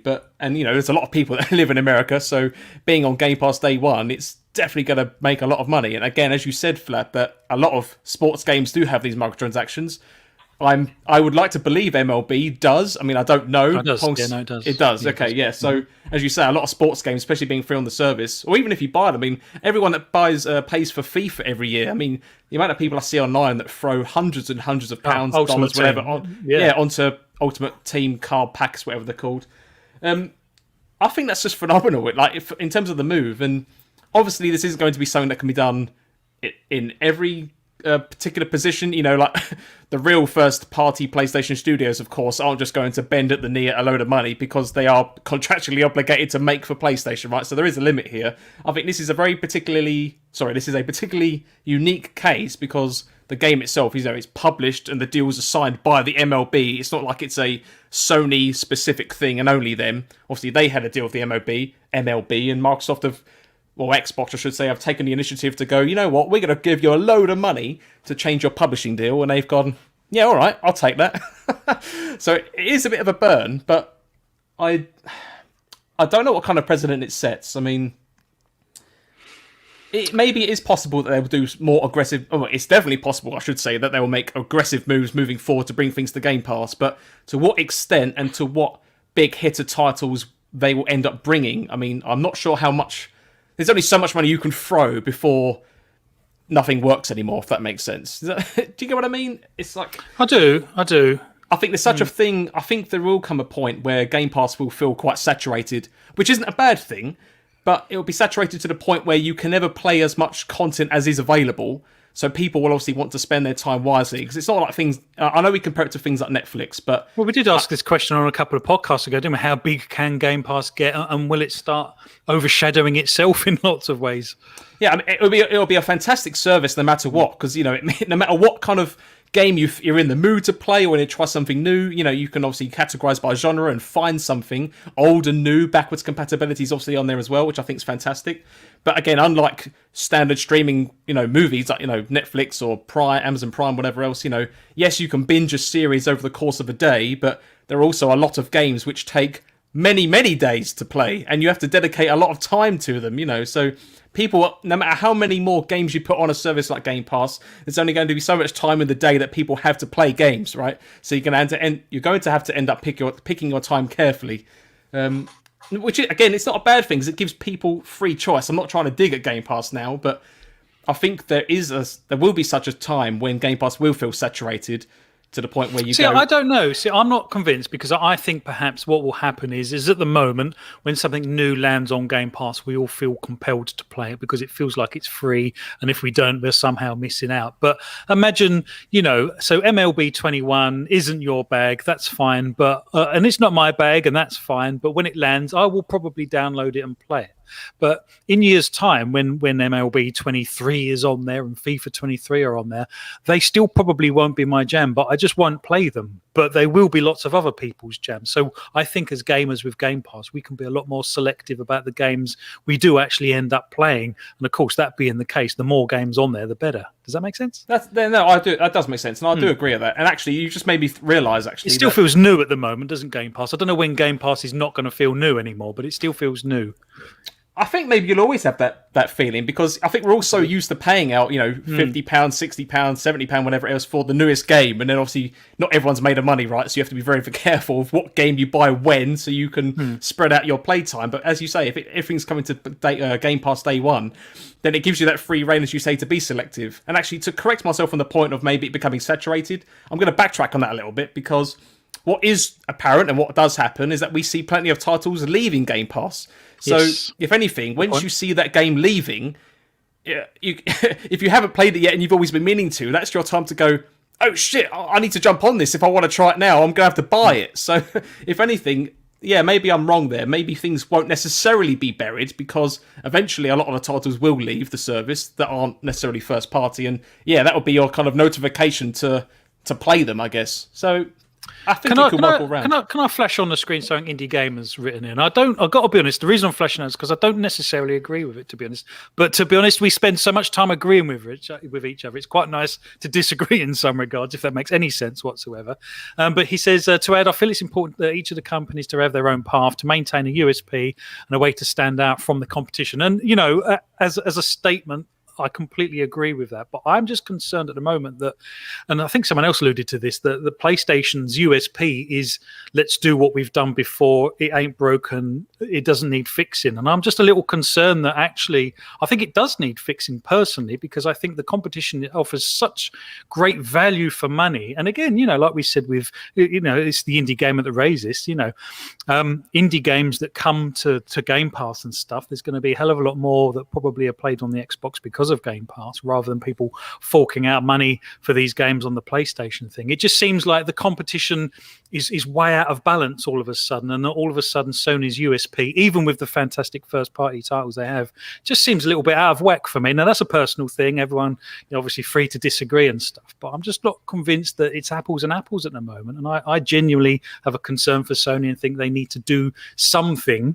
I don't think they need to necessarily emulate Game Pass. I'm not suggesting that, but I think they need to do something. I think Scott alluded to there may be some sort of hybrid thing that they do with PS Now and stuff, which I kind of agree with. But I don't know what other people's take on that is. What do you feel? I mean, they are doing things that are certainly not reactions to Game Pass, but just things to try and get more value into people's hands. So you see the PlayStation Plus offerings, for example, which are consistently really good at the moment. First party compared to Games for Gold, definitely. yeah, for sure. They did the PS Plus collection at the start of the gen, which I think is expanding. All the stay at home initiatitive stuff, so Ratchet and Clank, for example. So they are doing all that. To be honest, I totally agree with Indy. I don't think I don't think Game Pass is great, but Game Pass is its own thing. It doesn't mean that is where it doesn't necessarily mean that that's where the industry's heading. We haven't had a subscription service like that for forever, and now we've got one, right? And it's fantastic. I love Game Pass. I think everybody who has Game Pass loves Game Pass, and I don't think you can really say that there's a negative about it, right? Because there isn't. It saves you a ton of money. You get really great games out of it.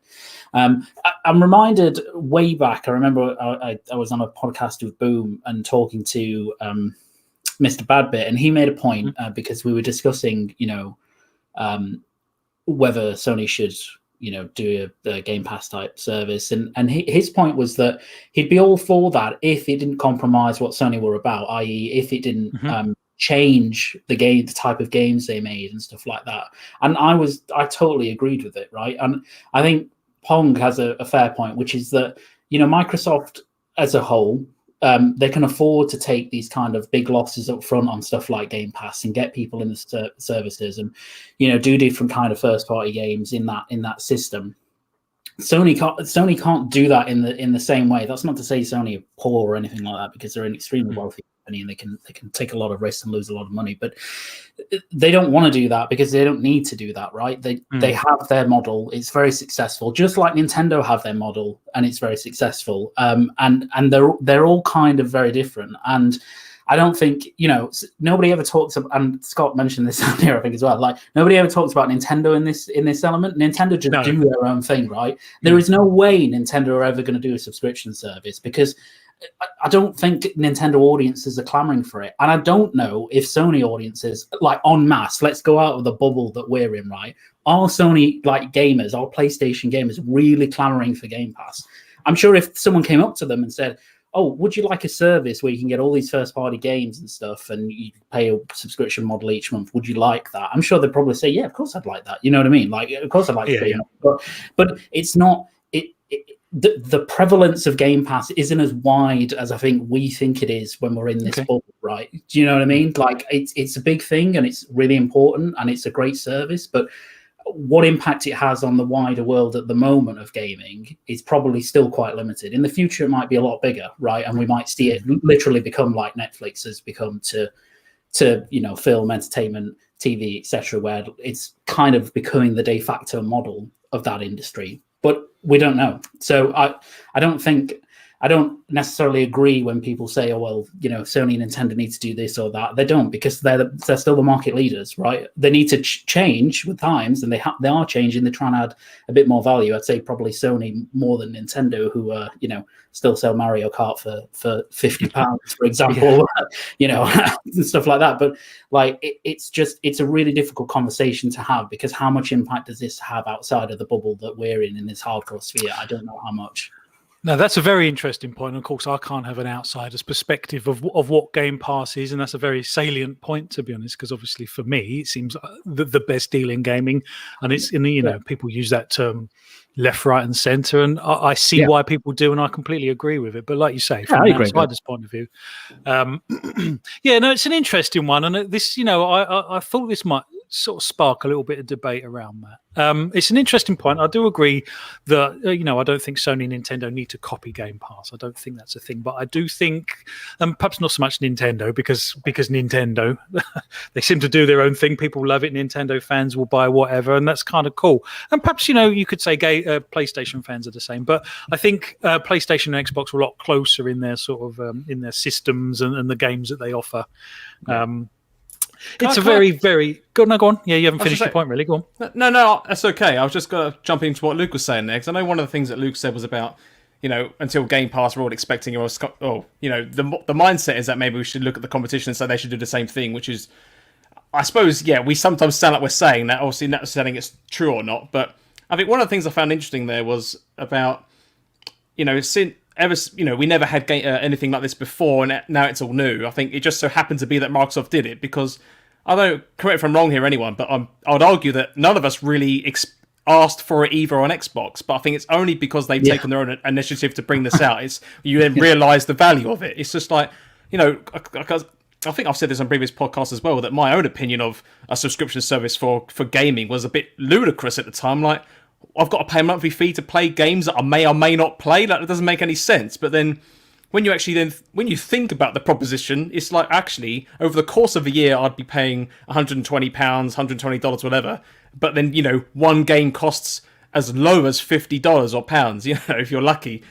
And you only need to buy 2.5 or 3 games over the course of a year, and you've basically paid for your year's subscription. And then when you know that you've played more than that many games, you could, the benefit is there. You've already made your money back.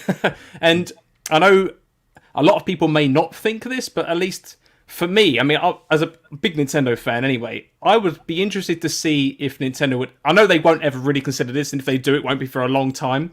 But if they did, I know there's plenty of first-party Nintendo games I would love to play, but I'm just not willing to pay the amount that they charge at all times. I mean, outside of the big Mario and Zelda games, and maybe a few others in between, there's a massive library of first-party titles there, which I know I'd love to at least try out. But as I say, for me, they're not worth the money that they are. Like, I think Mario Tennis came out last year, which I played the demo, I loved it. But for me, it's still not worth £55, £60. But if it was on a subscription service, then obviously I would jump in and give it a go. So I don't know. I feel like it could have benefits. Well, someone else mentioned earlier, and you're completely right, I don't think Sony should do Game Pass. I think they should do something, and I don't know what that is, and I'm sure they probably are. But the last thing we want as gamers is 3 subscription services, because what you'd find almost definitely is that you'd have the same game on at least 2, if not all 3 of those subscription services. That's a good point. See what I mean? And while that's fine if you're a single owner of if you only had a Switch, that would be brilliant. But if you had to switch PS5 and a Series X, that would seem a little like, why am I paying all of this money for the same games over and over, I guess. But you say that, I mean, that's Nintendo's core strategy, right? I think since I mean, how many times have we all bought the original Super Mario Brothers? Nintendo are the anomaly in this, and that's fine. Guys, this has been fantastic. Wow, I did not expect to end up in the rabbit hole that we ended up in, but this is what I like about these little topics. It's absolutely fantastic. Panel, you're brilliant. You do this, you take us down, like I say, different routes. Chat, again, you take us down different routes. And like I say, the one thing I didn't want to create, and unfortunately, we do kind of end up like this sometimes. I just didn't want to create an echo chamber where we're all agreeing and saying the same things. And I think, to be honest, we're all essentially saying the same thing, but perhaps in a different sort of way. But yeah, no, this has been one hell of a topic. My God, we could probably go on even longer. I'm just conscious that we're at 1:37 and we've still got another topic to go yet. I've just seen one quick comment, if you don't mind. I quite like the cover. Baldman Gamer here says, "I'm shocked that Phil Spencer only has a gamer score of 74,394." That's interesting, yeah. Well, I would argue that he's too busy throwing money out for for Game Pass, I guess. Yeah, he might be a little bit busy. He might be. It's more than I've got, to be fair. So perhaps we'll let him off on that one. So let's do a lighter topic now. Let's do the Xbox fridge, and we'll come to you, Pong, if that's okay. That was kind of cool, wasn't it? I mean, when I first saw the original huge fridges, I think Snoop ended up with one. There was 2 or 3, wasn't there? Snoop Dogg had one. They were fantastic when they lit up. They made the noise, the power button on the front. They were green inside. What an awesome thing! And obviously, let's just quickly flash up on the screen. Actually, there was a Twitter competition for some of the best brands on Twitter.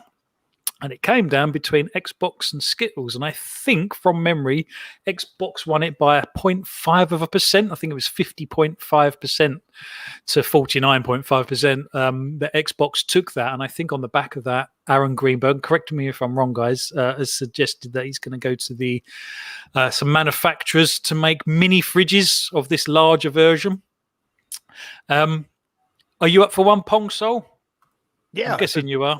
Absolutely. If it fits within my budget, and they're going to do it, if they do it right and they make it like the big one, we were talking a little bit about this in the green room. If they do it right and they actually put, the light up Xbox power button, and have the, green light on the inside, and it makes the sound, the startup Xbox sound, that series console sound when you open the door. Absolutely. If it's within my budget, of course I will. Why wouldn't I? I think it's cool. They had done that promotion with The Rock and that new energy drink company, and they had sent out those fridges, and I was looking at those and I was disappointed. I was like, I hope those aren't the ones they're actually going to try to sell to us, because they had the stickers on them. They weren't the full-fledged fridge that I was dreaming of when they first talked about it. So for me, if they do it right and they're actually going to produce these, high quality ones, I'm all for it. And if it works, if it fits my budget, I'll make room for it. Absolutely. I'd love to keep my drinks in there. I would. It just add to the decor of my game room for sure. Yeah, what sort of price do you think is a good price? Because I think we were talking in the green room. I'm thinking £150, $150. Yeah, I'm thinking 150 to 2. I'd like to see him keep it between 1 and 200 US dollars. I think that's gonna. You got to keep it in there. You start creeping up towards that 300 range, and you're going to have people go, "Do I really need this thing?" I mean, we already do. Do I really need an Xbox fridge? But if you keep it down into a reasonable mark, I think more people will be like, yeah, I'll go grab that. I think it'd be cool, in my game room or whatever. I think you definitely have a big market for it. And obviously it depends on how many they're going to make. We don't know if this is going to be limited. If they're just going to do like a limited run, then the price could creep up there a little bit. And, people might scramble for them, because there's enough hardcore people out there that would pay, higher end dollar for a limited edition Xbox fridge to say that they actually have one. So I could see that happening too. This is the one you were slightly disappointed with, I'm guessing. Yes, correct. That energy drink one, because you can see it's just stickered. The power button's just a sticker. The green, the ventilation top is just kind of like a sticker. I mean, it's still cool, but it's not what I was thinking when I saw that. The full sized one that everybody was getting, that just looks phenomenal. I wanted to make sounds. I want to see the green light. I want to see that Xbox light up on there. I think that's the way to go. Yeah, absolutely. Luke, would you, I mean, if it did turn out like that, would you get one of those, do you think, or is that a gimmick too far? I'd be tempted. I'd definitely be tempted, just because it's quite a unique little looking thing, and it's, as you say, for like a gaming room or something like that. I think it would be like a cool little talking point, and obviously keep all your snacks and your drinks nice and cold. So yeah, I'd be tempted if, as Ponsol said, they come out with kind of a miniaturized version of the full one that they showed off, not the kind of crappy That one. Yeah, whatever that abomination is, not that one. Yeah, just a smaller version of the big one. That would be That's ideal. basically just a black mini fridge with some stickers on it, I suppose. Yeah, I could have made that. I could have made that. That fridge is also tiny. Yeah, it is, isn't it? There's Yeah, like exactly. literally you could fit four. You couldn't fit those 2 cans that are on the outside. In I was that about to fridge say by that the they looks might of have things. 6 cans there, but there's only going to be 4 that fit in it, isn't there? Yeah, so hopefully it's maybe a little bigger than that one. Scott, this is a Microsoft that we can see laughing at themselves, and I don't ever remember a Microsoft like this. I think the Xbox in particular, the gaming division is pretty cool in the fact that it can kind of laugh at itself and do these sort of things. It's a pretty good marketing ploy as well, isn't it? Do you think that's kind of getting fans on side as well a little bit? Yeah, I mean, I think a few people maybe laughed a little bit at this whole who's got the best Twitter account and who's better Xbox or skills. It was a strange beginning, actually, wasn't it? Because when you look at it, it was a strange kind of competition about how we got out, to where we did, I guess. Yeah, I didn't hear about it until the final when someone retweeted it on my timeline, and but it's one of those things. I think a more, I guess, the wider picture of this is maybe just it does highlight in some respects as to how well the Xbox social media team has been doing across both Xbox and Xbox Game Pass. And I think if you look at how they handled just something like the Xbox Series S reveal, the way that could have been, well, it obviously wasn't great for them. It wasn't how they planned it, but they turned it into a positive. People were talking about how they reacted really well. Even just using that one meme picture got laughs out of people, and it showed, that they're willing to, take the piss out of themselves a little bit. And I think people can relate to that on Twitter. I think maybe some other companies appear very corporate in their image, and I think Xbox are very much the opposite. They're happy to use memes. Just look at their Game Pass Twitter account, and the Melissa McGame Pass and the sort of fake like old TV adverts that they use to advertise their games, and they've got like call 0800 whatever to secure your game now and all that sort of thing. It just goes to show that they're willing to maybe take some risks from a social media perspective, maybe, and be a little bit different to some of the other companies. And I think it's certainly paying off. I think people like seeing what they read on Twitter. I follow both the accounts, and I often get just little laughs out of it, which is always good to see. So yeah, and I think in terms of the fridge, I'd definitely be up for one. I think it'll be limited run, which I think will drive the price up a little bit. So I'll only get it if it's reasonably priced. But it's all just a little bit of fun, isn't it? I think they probably would have done this anyway. I think this is just a little bit of fun by Aaron Greenberg. I think they were thinking about this or had this planned, already. But this is obviously just a fun way to tie the two together. But I think it'll be like a limited run, which the only concern I have there is just how that might drive the price up a little bit. But if I can get my hands on one reasonable price, I'll definitely pick one up. It will be a cool addition to the room. The scalpers will be out in full force. Watch. Yeah, scalping for fridges. What's the world coming to? Yep. Yeah. Pucks, let's come to you on this one. Yeah, that's a pretty good thing, and it is good. And like I say, I don't know why, but it is good to see, particularly Microsoft be able to sort of make fun of themselves or laugh at themselves and not take themselves too seriously, because I think Microsoft in the past have. And I know, perhaps the whole game sharing thing back in the PS4, Xbox One days, that was kind of a classic Sony kind of not taking themselves too seriously, but also laying the boot in as well to a certain degree, I guess. But it's quite nice to see Microsoft, just being able to laugh at themselves and stuff. Are you up for this fridge? Is it something that's on your wish list? I definitely like the idea of it, yeah. I think as we mentioned already, it's just like, how much is this thing going to be? Because, if we're talking like £200 or something, then it's just like, yeah, it's only a mini fridge. Do you know what I mean? Like, there's a limit that my loyalty will go until, It kind of needs to be more practical than that, doesn't it, to be fair? 4K. Yeah, exactly. I mean, that's for me, that doesn't look worth £200 at all. Or not even 100, to be fair. Like that's about 20 minutes worth of drinking there for Scott. Special brew. Yeah, but I've just seen in the chat as well, the indie gamers saying about how, the big Xbox fridges, those free limited run ones that were done to the big streamers or entertainment heads, that was almost done as a joke because of the fact that we as a community said, it looks like a fridge, and obviously Yeah. the memes come out, and then the Series S looked like the washing machine next to it, and all that kind of stuff. Aaron Greenberg had one in the was it the Mayshow case, yeah. Yeah, he had one in his his background, didn't he? Yeah, it was because he was using like a zoom. I think he was just using like a picture in the background, and he had just used zoom to change his background. But I think Aaron Greenberg is someone who I think gets a lot of flack because I think he has maybe strayed too far maybe in that direction once or twice, and I think he's maybe one of the culprits who maybe hypes things up a little bit, but I don't think you can argue that. I think he's head of marketing at Xbox, and he's obviously responsible for a lot of these decisions and a lot of these things that people have enjoyed, and a lot of the fun that's been had. So yeah, this whole fridge thing, I imagine on both the big fridge that went to the likes of iJustine and Snoop Dogg, which is just a weird thing to say, was part of his and his team's ideas. Absolutely. In fact, Indy's just reminded me. He said, in the background of Aaron Lovelock and his terrible quality stream, it was all pretty bad quality, wasn't it, thinking about it? That's when I saw Sarah Bond for the first time. I don't think I'd come across her before that show, if I'm honest.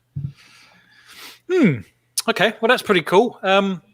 So let's do the last topic. And I think you were mentioning earlier, Pong Soul, about playing some... I don't know why they just don't call it xCloud. I thought xCloud was a fantastic name for it, but apparently I think the official name is Xbox Cloud Gaming. But they're bringing some back compat titles.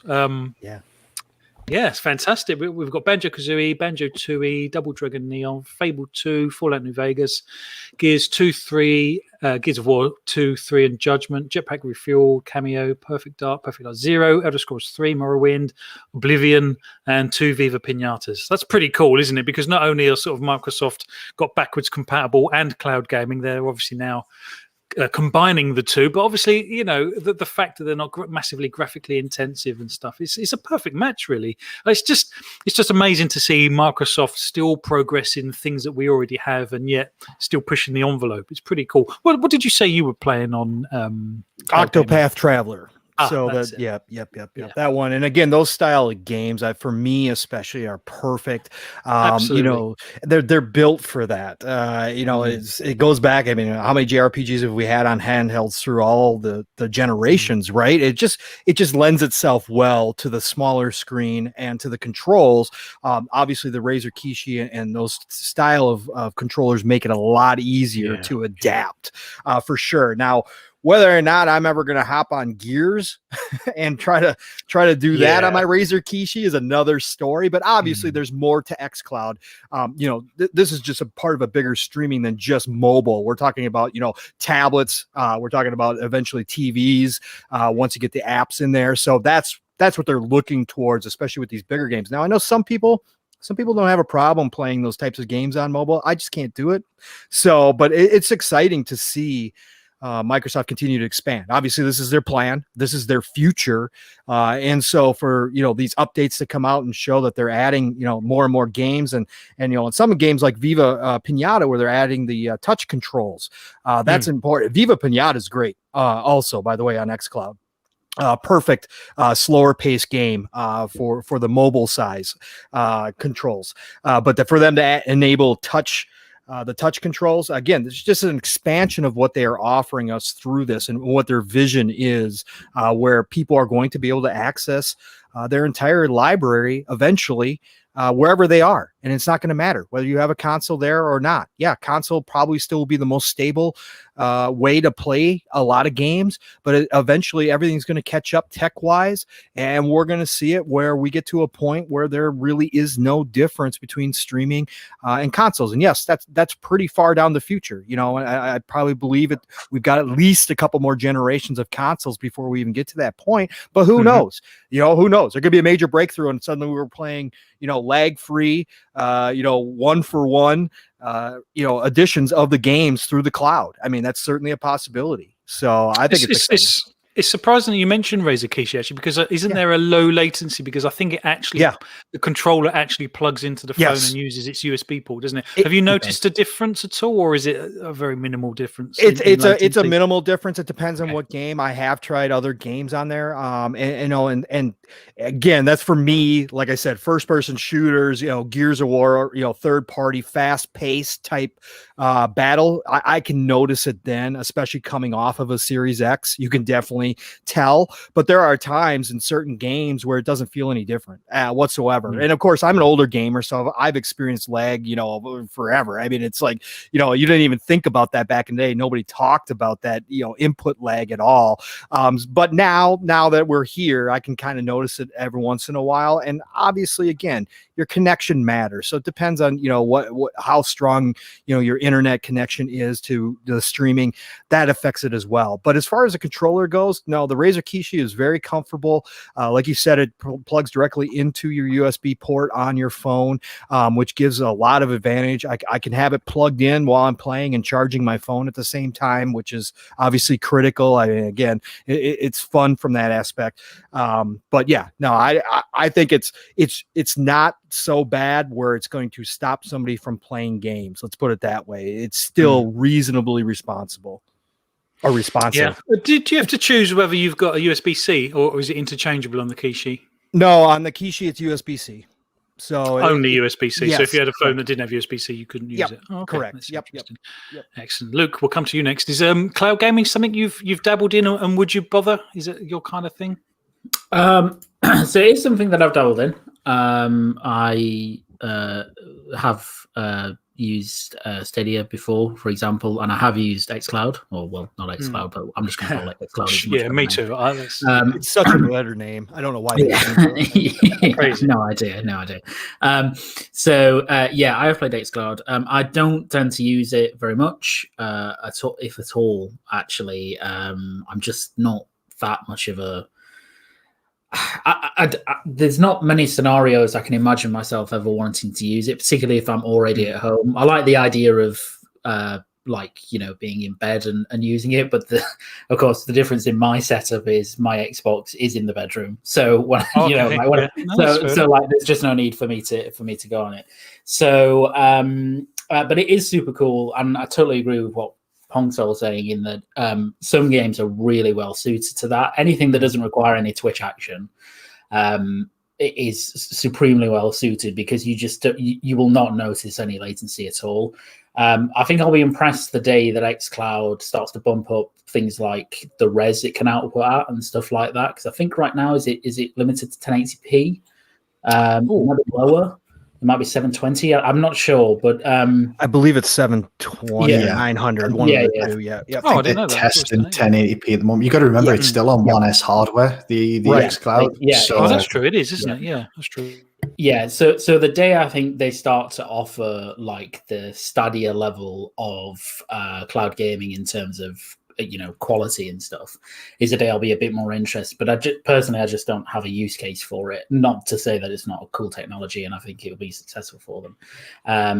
So I don't really have much else to say on it, other than the fact that play Viva Pinata, because they're really good. So Go and play those games if you want to sit there on your bed, lie back, xCloud, and have a chill, because they are super good. So do that. We need another one. We need a new one. We need agree more. Could not agree more. Yeah, we've needed another one since records began, essentially, because those games are just so good. The problem with Viva Pinata, not to get too off topic, is they really wanted it to be like a big franchise, because if you remember, they had all the kind of Sunday morning cartoon stuff as well, and they had this big plan for it, and it never really took off. But the games were super good and really underrated. What was it? It was competing against something, wasn't it? Wasn't it a response to something? What else was out at the time? I can't remember. But yeah, Microsoft really wanted it. Were really into that at the time. Really wanted it to be that. And so what you're left with is kind of everything else with Pinata is not very good, but the games are sensational. Really, really cool. In terms of what it was Hurry up. competing with, you're not talking about Spore, are you? Was it Spore at the time? Or am I thinking about something else? Oh, Spore was that weird. What was it? Was that the game where sort of you start off as like a single cell thing, and Yeah, then and then you Yeah. Oh, that's more right. of Yeah, those and you kind of no, I don't think it was. Perhaps I'm misremembering it. I seem to remember there being some sort of because you kind of did. I did play. You kind of did farming and bits and bobs, didn't you? Yeah, perhaps it was Spore. Can't quite remember now. It was a long time ago, wasn't it? And a lot of these games, they're all rare games, actually. The ones that are coming back to xCloud, as we now call it. Bloody Xbox Cloud game. It's ridiculous. But Oh, no, so one other thought: don't play Perfect Dark Zero, like under any circumstances. Don't play that. I know people disagree with me on that, but it's awful. yeah, no, I tried that and really struggled. Yeah, no, I completely I'm saying concur. nothing. Scott, well, tell us about your Slay the Spire experience because I'm guessing you've been playing that on Cloud Game or xCloud. Yeah, yeah, I have. Perfect I've had a bit of experience with them. If you want the full title, Flap, and get ready because it's a bit of a mouthful. I believe the full title is Cloud Gaming Beta with Xbox Game Pass Ultimate. I believe that is currently the full title for it because obviously it's only available via Game Pass Ultimate. So I completely It's just agree. BS, isn't it? It's just xCloud. Yeah, but Microsoft's. I know it's slightly off topic, but Microsoft's consistency with the naming conventions for xCloud since it was renamed from xCloud has been pretty bad, if I'm being perfectly honest. Sometimes you hear them talking about it's available on mobile. Sometimes you hear them just say Android. Sometimes they'll say phone. Sometimes they'll say cloud gaming beta. It's a bit of a mess. They really could do with making that. Yeah.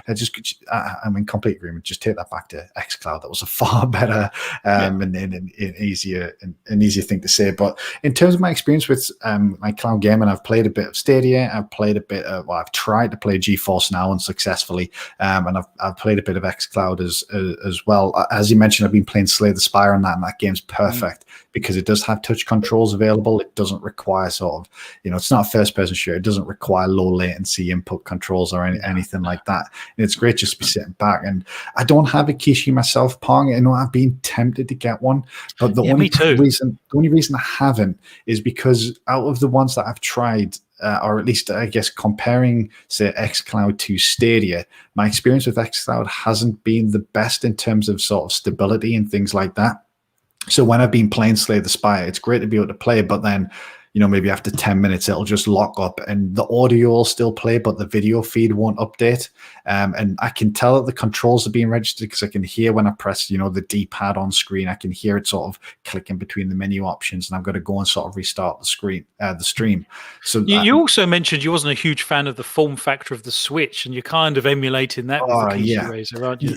I guess it depends on how it feels in the hand. The problem with the Switch, in my opinion, is it's too thin and the joysticks and the buttons are too small. Obviously, different people are going to have different experiences of that. I do have a phone clip though, which I think is just as good. The only issue with that is sort of weight distribution isn't great because the phone's quite heavy on top of the controller. But I don't mind clipping the phone into a controller like that, to be perfectly honest. And it's obviously a cheaper solution while the service is still getting better. But I think there's an option. I think this is the big differentiator between xCloud and Luna or Stadia, is it is an option. It's just another way of playing your games. It's not the only way to play it. I don't expect, at least for a significant period of time, I don't think it will be the only way to play games. And Microsoft, I think, have been pretty clear about that. They just want to give you the option to experience these games, whether you've got an Xbox or not, whether you want to pay for a subscription or not, or whether you want to pay them outright.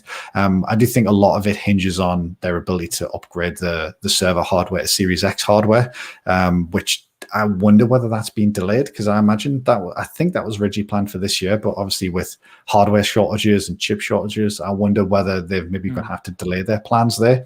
And I think a lot of the things that will really kick it into overdrive, around apps and TV and things like that, will probably around getting Series X hardware on there, because as we've mentioned, it is limited to 720. I think they have or are testing 1080 streams at the moment, but because the hardware is still 1S, a lot of games won't be running at 1080. They'll be running either 720 or 900p, depending on the game. And obviously, weren't they going to upgrade the servers to Series S's at some point? I think it's Series X that they were planning on doing it. Yeah. So, and I think that was planned. So the reason for that, I believe they talked about, is because they could theoretically on one Series X, they can have 4 games running off one server piece of hardware, I believe, at the same time. Yeah, I've got you. I believe that I may be wrong. If please correct me if anyone can remember them talking about that. My memory is a bit fuzzy on it. But obviously, at that point, you're going to be able to get not just 1080, but you're going to be able to get 4K output. Which, if you're going to be running these apps on a TV, and people have 4K TVs, then you're going to be able to output a 4K, and that's obviously one of the benefits that Stadia technically has over xCloud at the moment, is the hardware, the server hardware is better, and they can offer 1080 or 4K streams, which xCloud can't just yet. Scott, you were correct about that. Just to add to it, one of the big reasons why is they are actually using when they're producing the series consoles, they're actually using the failed chips, right? So so many per batch are going to be failed, and they can actually use those for the server blades. Which what a great utilization! Absolutely, absolutely, yeah, because they don't need the full. It doesn't need to be the full specs to go into the blades. So that's a beautiful part about it. They're not wasting as many chips as say Sony, who doesn't have that usability factor. So that's one big thing for those server blades. Cool.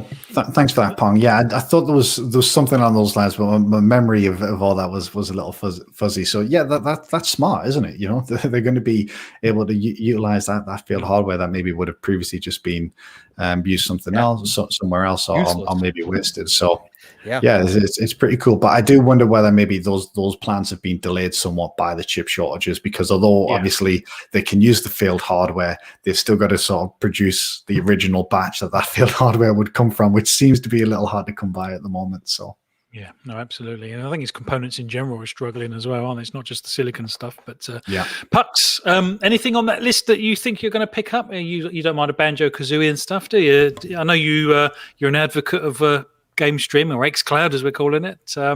Anything on there specifically? If anything, I'd be quite interested to see how games like Gears of War 2, 3, and Judgment perform. Because, because before I had the Series X, you may remember we first started doing this podcasting stuff. We was part of Mr. Tushi's or Tushi Gaming's community game night. Found out that golf with your friends wasn't cross-platform with PC, and obviously my answer to jump on the bandwagon with the rest of you was to play through xCloud at the time, and that worked very well for us, I believe, at the time. Still talking in chat through my PC with you guys, had my phone in my little kind of phone phone/webcam holder next to me, with my PlayStation 4 controller connected to my phone. It's quite a nice mishmash of ways to get it to work. But I have a few months ago, I did try more fast-paced games like Forza Horizon 4 and stuff through the service, and it may have been improved more and changed since then, but when I played a few months ago, like faster-paced games such as that do seem to be quite choppy. But then there have been, I can't remember what I played now, but I know there's been a number of smaller titles I played. I think I even tried games like Katana Zero and games like that, which are, they're relatively fast-paced, but they're very kind of low-intensive in terms of processing and graphical power.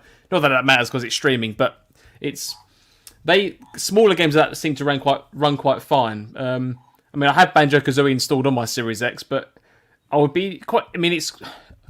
It's a game of its time. You could argue the controls are a bit clunky to today's standards, and it's pretty slow paced as well. So I think games like that you could definitely enjoy. So I would like to try those as well. I've only ever played the demos back in the day of the Viva Pinata games. I never actually managed to get them outright. No, I say only a demo for a bit, and I don't really have much memory of it, if I'm perfectly honest. But given the recommendations I've heard on the panel, I'll try those as well. But one comment I did see in the chat, was from Boardman Gamer, who says that I'm hoping we get the TV app this year. Thinking of buying a second console for the living room, but if they release the TV app, I won't need another console, just my controller. And if anything, that's what I'm looking forward to more, rather than just cloud gaming on the phone. I'd like to be able to play it on or use it on my PC, because for me, I would end up using cloud gaming as a way to test games before I waste time downloading them. If that makes sense. That's one of the, that was one of the selling points, and that's one of the things that Microsoft said you can do, and it's there, and you can very easily do that. It's a great thing. That's definitely what I would use it for. So games like Cameo as well. I'm looking at the list in front of me. Cameo is another one which completely passed me by. I remember at the time wanting to play it, but just never got around to it, and then of course time moves on and you forget about it. So There's a few things that I would definitely want to try out, but again, at the same time, because these are small titles anyway, so would I try it through xCloud just to try it through xCloud? Maybe, but Banjo-Kazooie is like 500 meg, so that's downloaded in a second, and I'm jumped in straight in anyway. So yeah, I'm guessing there's not many titles on here that people haven't played anyway, and even if they haven't played them, they wouldn't necessarily think, "Oh, now's the time to play them" because they're on xCloud. I'm guessing. Yeah, so the only ones, as I say, Gears 2, 3, and Judgment, because they're relatively fast paced in certain segments. So I would try them just to see how they hold up via cloud, but. Apart from that, I'd probably just play on the console, if I'm perfectly honest. No, I think it's a great service, and it's great to see them sort of bringing the back compat titles sort of things up to the modern technology of cloud gaming and stuff. I just think it's a great joining, and Microsoft really are pushing the boundaries of all of their technologies and bringing them all together into this one sort of huge cohesive platform, I guess. And I still maintain that the platform for Xbox going forwards will be Game Pass and not necessarily Xbox, but perhaps I'm wrong. And like Pongsol said, perhaps we've got a few more generations of consoles left in us yet, but be interested to see how it goes. Wow, what topics we've had. Well, you know what, I've still got a few topics here we were going to talk about. I'll try and keep the show to 2 hours, so I am going to wrap it up here. But we're going to talk about Elder Scrolls Online getting a Series X and S update. Tony Hawk's running at 120 frames a second. Watchdog Legions, I think, is getting a Series S and X upgrade to 60 frames a second. That's pretty cool. We're also going to have a chat about Outriders Rogue Company, and there are now 32 games that support 120 frames a second, 16 of which are in Game Pass. But we may have to save that for other times, I'm afraid. Chat, you have been absolutely awesome tonight. Over the last 3 or 4 weeks, the chat have really lit up this show, bringing some great ideas, great questions, agreements, disagreements. Absolutely loved the chat. Thank you all so much for being here. Panel, again, you brought the fire. Let's just do a quick round. Pong. God, how many podcasts do you guest on nowadays? And you not only that, you've got your own one as well. My God, let's do you the plug, because that's going to take about half an hour for your plug. I know. I was just going to say this show is going to run a little bit longer than 2 hours. Flap. Mav always gives me a hard time too on Xbox Ultimate. All right, so I'll try to keep this as short and brief as possible. So Pong Soul everywhere, Xbox and Twitter. Of course, follow me. I'll follow you back. Chat, you guys were absolutely amazing, as Flap just said. Beautiful. Just wonderful people. Thank you all for coming out. This community is absolutely incredible, and this specifically is one of the best places to be. I've always loved it. Guys, I've been here for a long time. You have. I absolutely love this place. So to be a part of it, it was fantastic. Thank you again for the invite. I couldn't have a better day planned than to join you guys here. So otherwise, so let's start. Tuesdays, I am on with Mr. Boomstick and Zemi on Tuesdays at noon Eastern, 11 Central on the Xbox Factor podcast. It's an extension of his regular one. It was one-on-one, but he added me, so that didn't work out anymore. So he just extended it. So that's Tuesdays, noon Eastern time, 11 Central time. Then on Fridays, I have Xbox Ultimate, as I was just talking about, with Fun Speculation, aka Mav, his wife Caitlin, 3-Bit, Psychonauts 8, Assassin Lupa has returned to the community, and she's been on our past couple shows, so it's awesome to have her back. We also added Lady AF, and that is Friday nights at 9 Eastern, 8 Central. Fantastic show. We have a great time. We now have basically the Brady Bunch, and it's a round table. It's crazy, so it's fun. And then Saturday mornings is my brand new show with my brother from another, Steel Rain. Him and I are co-hosts, however you want to call it. Neither one of us own the show. It's just us together having a great chat. Saturday mornings, we want to wake you guys up. It's called Living Split Screen. Split Screen is all one word, capital S's. That starts at 10 a.m. Eastern, 9 a.m. Central, which is now 3 p.m. European UK time for all of you guys over there. So fantastic show. We talk about everything. We're not any console centric. We'll talk about stuff across the industry and within the community, and it's really organic. We just kind of free flow it and have a conversation between the two of us. We've had some great turnout for our first 2 episodes. This coming Saturday will be our 3rd, so please come check us out. Love to see you guys there. Saturday nights, the Shop Podcast with PTK Blam, Centurion, Fuzzy Belvedere, and Stagorilla. Awesome quick show, runs a little bit over an hour. That starts at 9 p.m. Eastern Time, 8 p.m. Central Time. But again, thank you all for the support. It's been amazing to jump into this community. Never thought in a million years I'd be doing this, but there are so many people out there that I have to thank for this opportunity. And I love it. I love talking about games. This is a great time to be a gamer. This is the golden age of gaming is what I call it. And I think we're all in for a supreme treat when it comes to this generation, especially. So thank you all again. No problem at all, my friend. No, thank you. And when you're in the chat or when you're on the show, you can see the chat light up when you're here, my friend. So that's fantastic. And Steel Rain, again, no stranger to this show. We've had him on a few times. He always brings the pain. Yeah, he does. Fantastic. He Live, brings the raw, energy. and uncut. Live, raw, and uncut is his saying. So, yep. That's fantastic. Excellent. Well, thank you for being here. Expect your invite in the post. Scott, again, thank you for being here, my friend. We're going to have to perhaps, next week we have actually a gauntlet laid down to us by Wandering Dutch. We're going to be playing midweek mix-up with Wandering Dutch in a 4v4 on Rogue Company, which I am very much looking forward to. We had a practice session during the week. Go and check that out on our channel. Scott, you are one of our GPG crew. Thank you for being here, my friend. Hope you're looking forward to next Saturday. It's going to be an absolute blast. Thank you for being here today. Hope you've had a good time.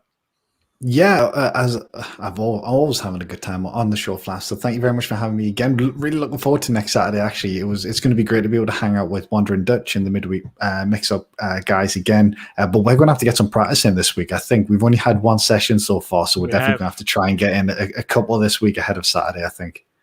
Yeah, fantastic. Well, perhaps we'll try and do that in midweek, and perhaps we'll stream it again. Definitely. Was the main person behind getting that all set up and everything. He kept pestering us saying, why don't you do more shows? There he is in the chat. So, Tuku, this is for you. Yes, we'll perhaps try and do another one if we can midweek.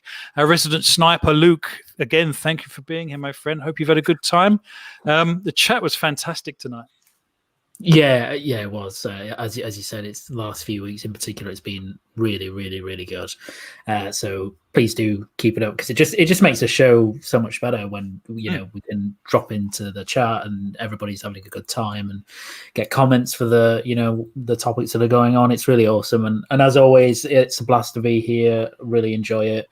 We will win at Rogue Company, because that's what we do, unless it's against Seasoned Gaming and his team, in which case we lose. But it's not next week, so we'll be fine. So, I'm looking forward to that. And, we do need to get some practice in. Excellent. Well, let's try and do a Wednesday, but that's probably a conversation for not during the show, I'm guessing. But yes, everyone keep your eye on the socials. I will be promoting that. And it's GPG crew versus midweek mix-up with Dutch's crew. It's all date in the diary. We'll be taking them on in some Rogue Company. Just quickly, Pong, so have you played Rogue Company? Yeah, I did actually when it first launched. Absolutely enjoyable game. Fantastic game. It's fun to pop in and pop out of. It's quick. It's fast. It's really, really good. I don't play it. There's too many games now, so I don't put the time into it. But it is a great game. I love it. It's so many games wrapped up into one. Well, talking about having too many games, Puxley, that was your thing with Gamepass. We are very spoiled as Xbox gamers, more so than ever in the past. It's like Pong says, it's an absolutely fantastic to be a gamer in general, but particularly an Xbox gamer if that is your bag. Pux, thank you very much for being here again. My God, when we were going around the panel, I could see the chat lit up, and there was more and more messages that you needed to read out. Again, chat, thank you for being here. Pux, have you had a good time? Yes, I have. Thank you very much. I'm glad you brought up about the chat as well. You've definitely kept me on my toes this evening, seeing all of your awesome comments that I've been saving and storing, waiting to read out. Sorry it takes 45 minutes to sometimes get to them, but I do get along to reading them out eventually. I apologize. So, no, I very much enjoy reading all your stuff, chat. Really great stuff. Again, thank you to everyone on the panel. As always, love having you here, especially you, Pong Soul. Great to have you on. final plug, I guess, is, I say this almost every week now, but I'm going to continue saying it. We still get plenty of messages about you guys wanting to support us. We very much appreciate that. We never expect it, but the intention is very much appreciated. The one way we always say you can help us do that to support us is definitely on our road to 1,000 subscribers. Again, we're not necessarily number watchers, but that is the way to go, because that unlocks the monetization system for us to use if anyone would like to donate or those kind of stuff. So if you do want to support, or even if you just like the show, we very much appreciate if you do hit that like button, definitely subscribe, share this to all your family and friends, anyone you think will love this show, and we very much appreciate your support. Thank you very much. Excellent. Couldn't agree more. Yeah, one thing you can do for us, chat, is you share this stuff on the socials, and to be honest, you guys do anyway. So very, very grateful for the fantastic community we have. I posted on Twitter a couple of comments that we have. There was someone from Haiti that tunes in. Like I say, we've got people from Africa that tune in. It's just crazy to think that our tiny, tiny little podcast reaches the corners of the globe like it does. I'm so grateful for the amazing community we have. You know what? We don't have toxic people. I've got people in the, very early on we made people moderators for our chat, and I don't think we've ever had to kick a single person. We've got such a great community. Not to say it won't happen one day, but we're so blessed with some fantastic people out there. So thank you very much to everyone. Just a final thing as well, sorry, if you don't mind me adding. For anyone out there who wants to continue the Team GPG conversation, we have our Discord channel up and running now. So by all means, if you'd like to chat with the community and us outside of the show, please look us up on Discord, Gamepass Gaming, and send us a message, and I'm sure we'll reply to you and chat with all the others as well. We love chatting with you guys. Yeah, absolutely. We'll keep an eye on the socials, everyone. Game safely. Have an absolutely fantastic Easter. And like I say, hopefully we'll be playing some game during the week, and obviously be doing the show next Sunday. So fantastic. Thank you for watching. Game safely, and we'll see you on the next one.